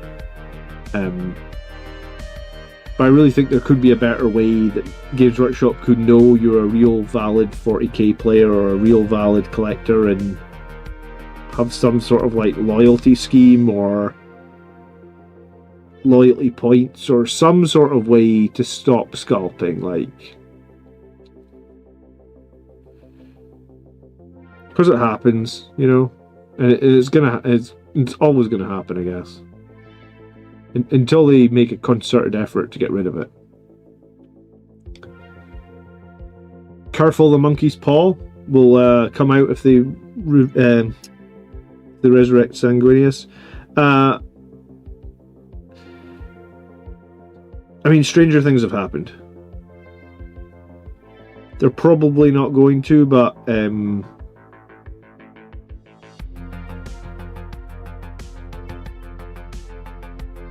you know, lore gets retconned every now and then.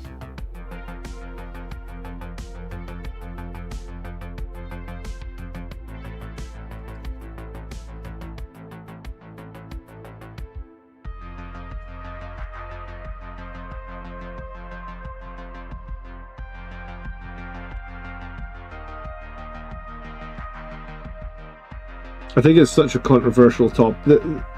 Yeah, I mean, it's a controversial thing when they retcon stuff, but I mean,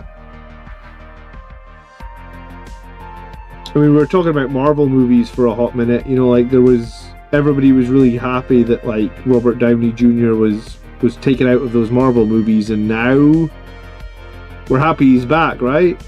Like, we're excited he's back. We're gonna go watch the new, like. I watched the Thunderbolts because I like the characters in Thunderbolts. I like Bucky. I like the. I think he's called like the Red Guardian. I actually thought he was kind of hilarious in that Thunderbolts movie. I enjoyed it more than I thought I would.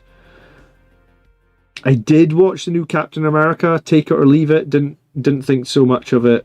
I haven't watched Fantastic Four. I might watch it when it's on Disney Plus. Again, I feel like take it or leave it. But I enjoyed Thunderbolts. But I mean, for the most part, I'm not a super huge Marvel fan, but I'm excited that Robert Downey Jr. is back, yes. Do I think it's going to be good because he's back? Yeah, probably. So, like, if they brought back Sanguinius, is it any different? People would be excited.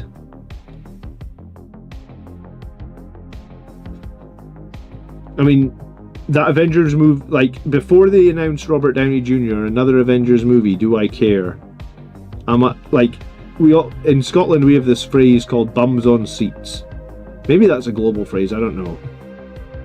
But I mean, like, it just means, like, are you selling, like, if they just said, oh, we're doing that Avengers movie about Krang or whatever his name was, you know, the guy that was in the Loki series, do we care enough? Right? Like, are we going to go see an Avengers movie with that Krang character in it? Probably not. Probably waiting for Disney Plus, right? But if it's Robert Downey Jr., am I going to try and go to the cinema? Yeah, probably. So, like, he's getting bums on seats, right? Like, he's literally getting your bum on the seat in the cinema. So, if they brought back Sanguinius, would it not just be the same? There would be loads of people that hate it, but, like, would he put bums on seats, essentially? Would people take out their wallets and buy the Sanguinius model? I think a lot of Blood Angels players probably would. If my channel is any indication, then there's 22,000 Blood Angels fans. I mean, there's probably 25... I think my channel will reach 25,000 by the time 11th edition comes out. I get like 300 new subscribers a month. So 7 more months. Maybe won't reach 25, but 24. So arguably when 11th edition comes out, there's 25,000 Blood Angels fans. If they can make a Sanguinius model and sell 25,000 of them, is that a good business decision? I mean, it is, right? Like, they charge 40 bucks a model. 40 bucks times 25,000. I mean, that's $1 million right there. I mean, I guess we can all sit here and say we hope he doesn't come back, but if they put him out and he's got shit hot rules, you know, all Blood Angels get to once per game drink the blood of their opponents, which for the rest of the game gives them +2 strength or something. I don't know. I'm not a rules writer, you know, but like, if they give them shit hot rules, everybody wants them. I don't know. I'm just being devil advocate, I guess.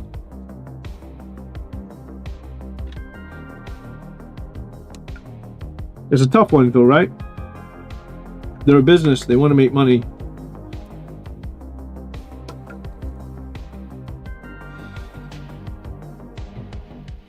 I mean, there's a big push, obviously, into getting new players into the hobby. I mean, that's kind of what 10th edition has done best, right? Like, it's simplified a lot of the army building, it's simplified a lot of the secondaries. It kind of just wanted to be an edition where it was easy to get people in. And I think it's done that very well. And it's probably gotten a lot of new people in, so, like, I think in some ways that's probably why, like, our Blood Angels refresh wasn't all that... It wasn't everything we wanted, right? Like, we didn't get that great Primaris upgrade sprue. And I think the reason we didn't is because their focus is more now on, like, getting new people in and stuff. So some of the old guard like us that wanted, like, more customization on Sangre Guard, we wanted more customization on Death Company. These things that we want are not entirely in line with just reaching more people and getting more people into the hobby. And I mean, that's fine. That's what 10th edition has done. I mean, it'll probably swing back at some point where, like, in the future there is more customization for Blood Angels for a while and stuff. But yeah, it's an interesting proposition. I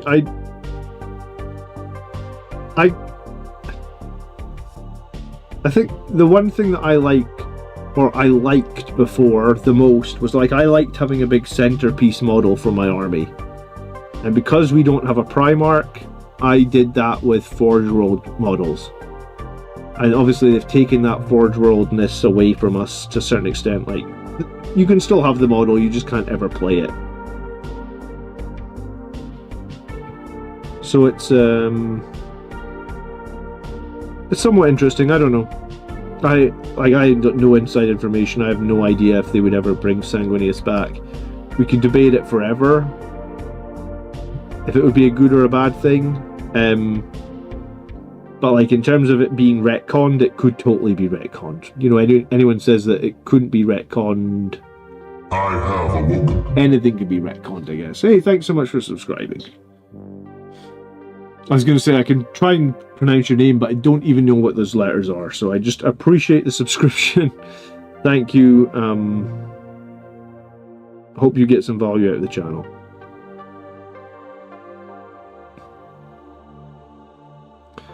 The new Black Templars models look decent. Oh, is there a bunch of reveals as well today, was there? Did I miss some reveals? Being it that it was Warhammer Day.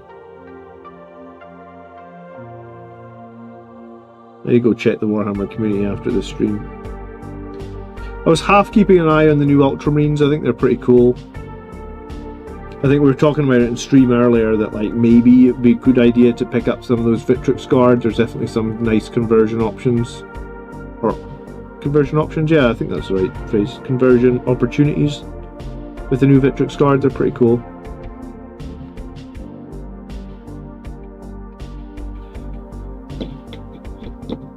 I owned the first ever miniature to go to Legends, which was the Land Raider Termitus.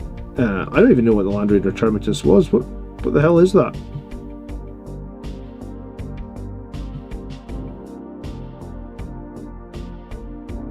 I assume it was a Forge World variant, right? When was that it went to Legends?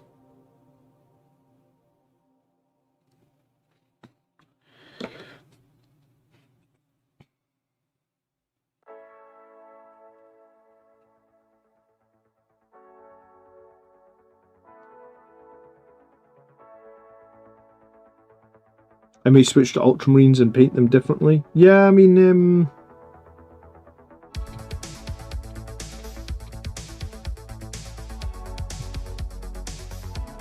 that's something that I'm going to be advocating more in next edition, Antonius, in that, like, you know, this edition we've been kind of limited in that we only have the 2 detachments. And personally, I think only having 2 detachments for, like, an entire edition, it's kind of limiting, honestly.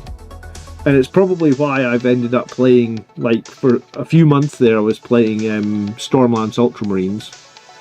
And for a few other months I was playing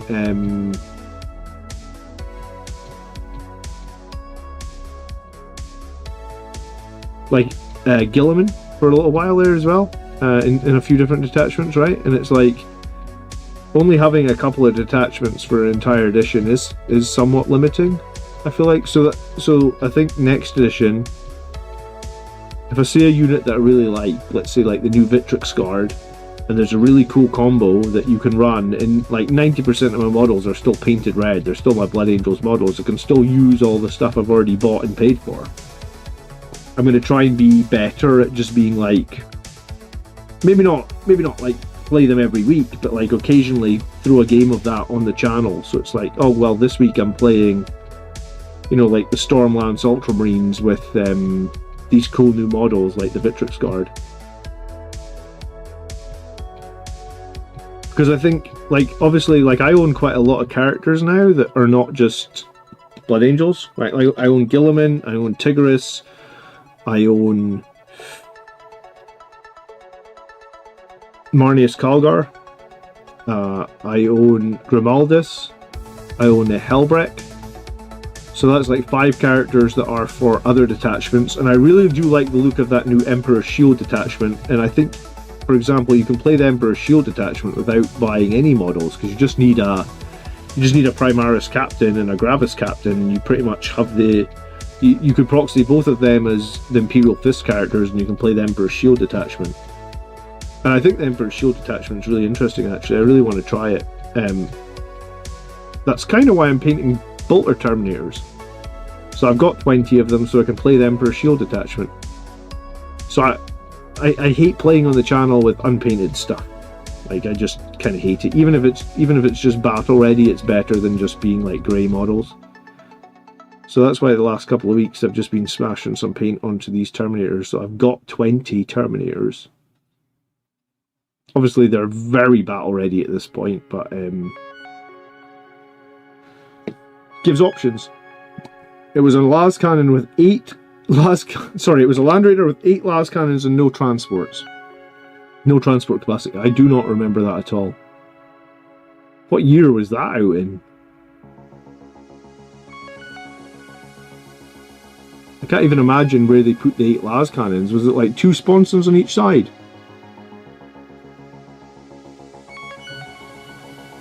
Thanks for subscribing, Alex. Welcome to the channel. You are painting Terminators today as well. Nice.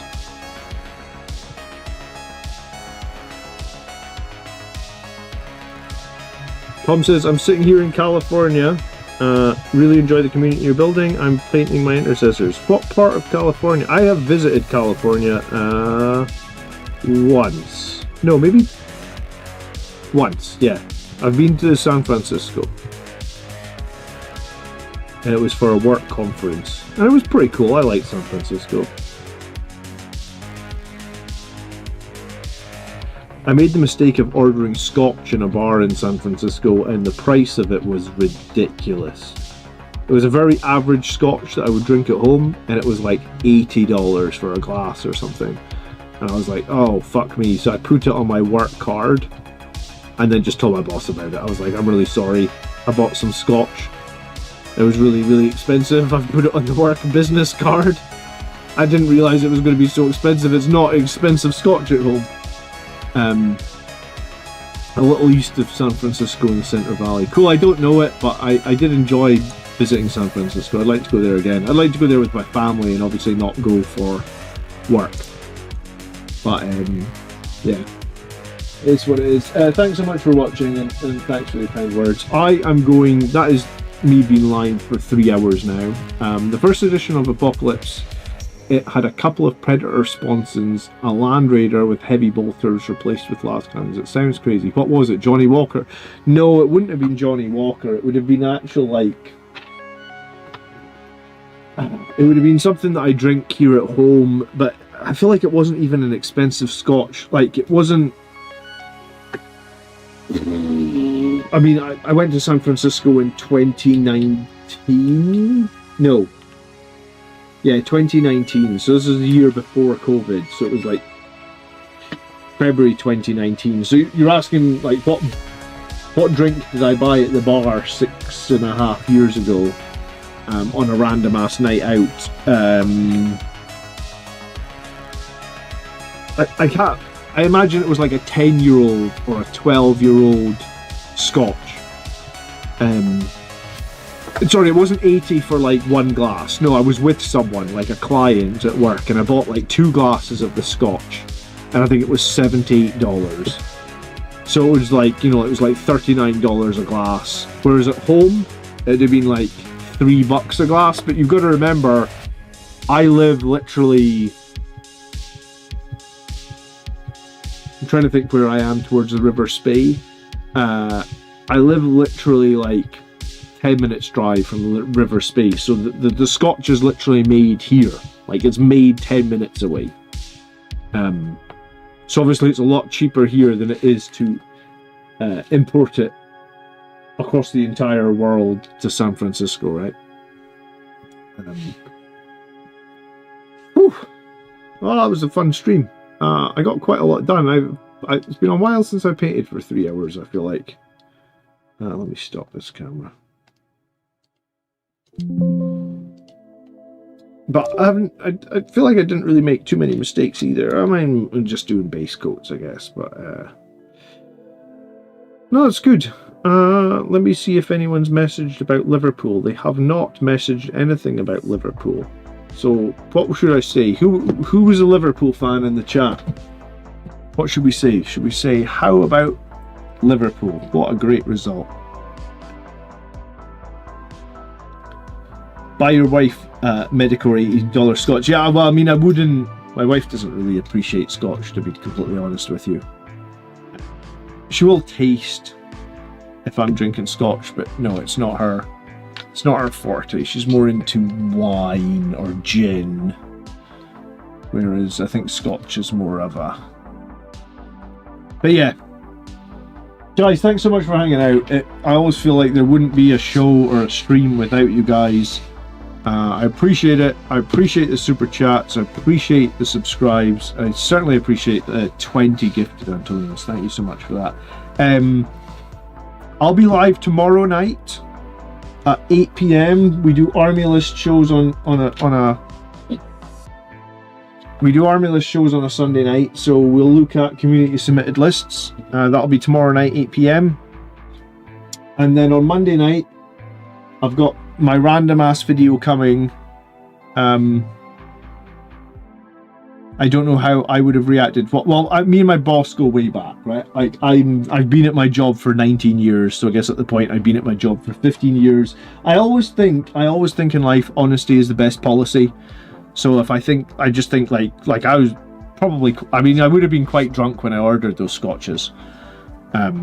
So just, and I think my boss had had a few drinks that night as well. So just straight up to him and tell him that I've just spent $80 on 2 scotches was probably the right call, right? Like, just get it out, just admit your mistakes, and then you get nothing to hide, right? I'm trying to teach my kids honesty is the best policy. So if they be honest, they don't get in trouble. If I find out they lie, they're in deep shit, basically. So, yeah. So tomorrow, 8 p.m. we'll do Army Lists. So come back at 8 p.m. tomorrow if you want to talk about Blood Angels Army Lists for a little while. Usually live on a Sunday for an hour and a half. And then on Monday, I've got this weird video coming out about how I didn't eat food for 31 hours. And it's the weirdest video I've ever released. But if you want to see me complain about having a sore stomach for like a whole video, then that's coming out on Monday as well. I don't really know why I've done that. But I've made a video about my health and my changing health over the last couple of years because it's my channel and I damn well wanted to make the video. So how about that? So you guys have a great evening. Thanks for hanging out. Thanks for shooting the shit, as we say here in Scotland. We'll see you soon. Maybe we'll see somebody tomorrow. Take care. Peace. Good night. Bye-bye.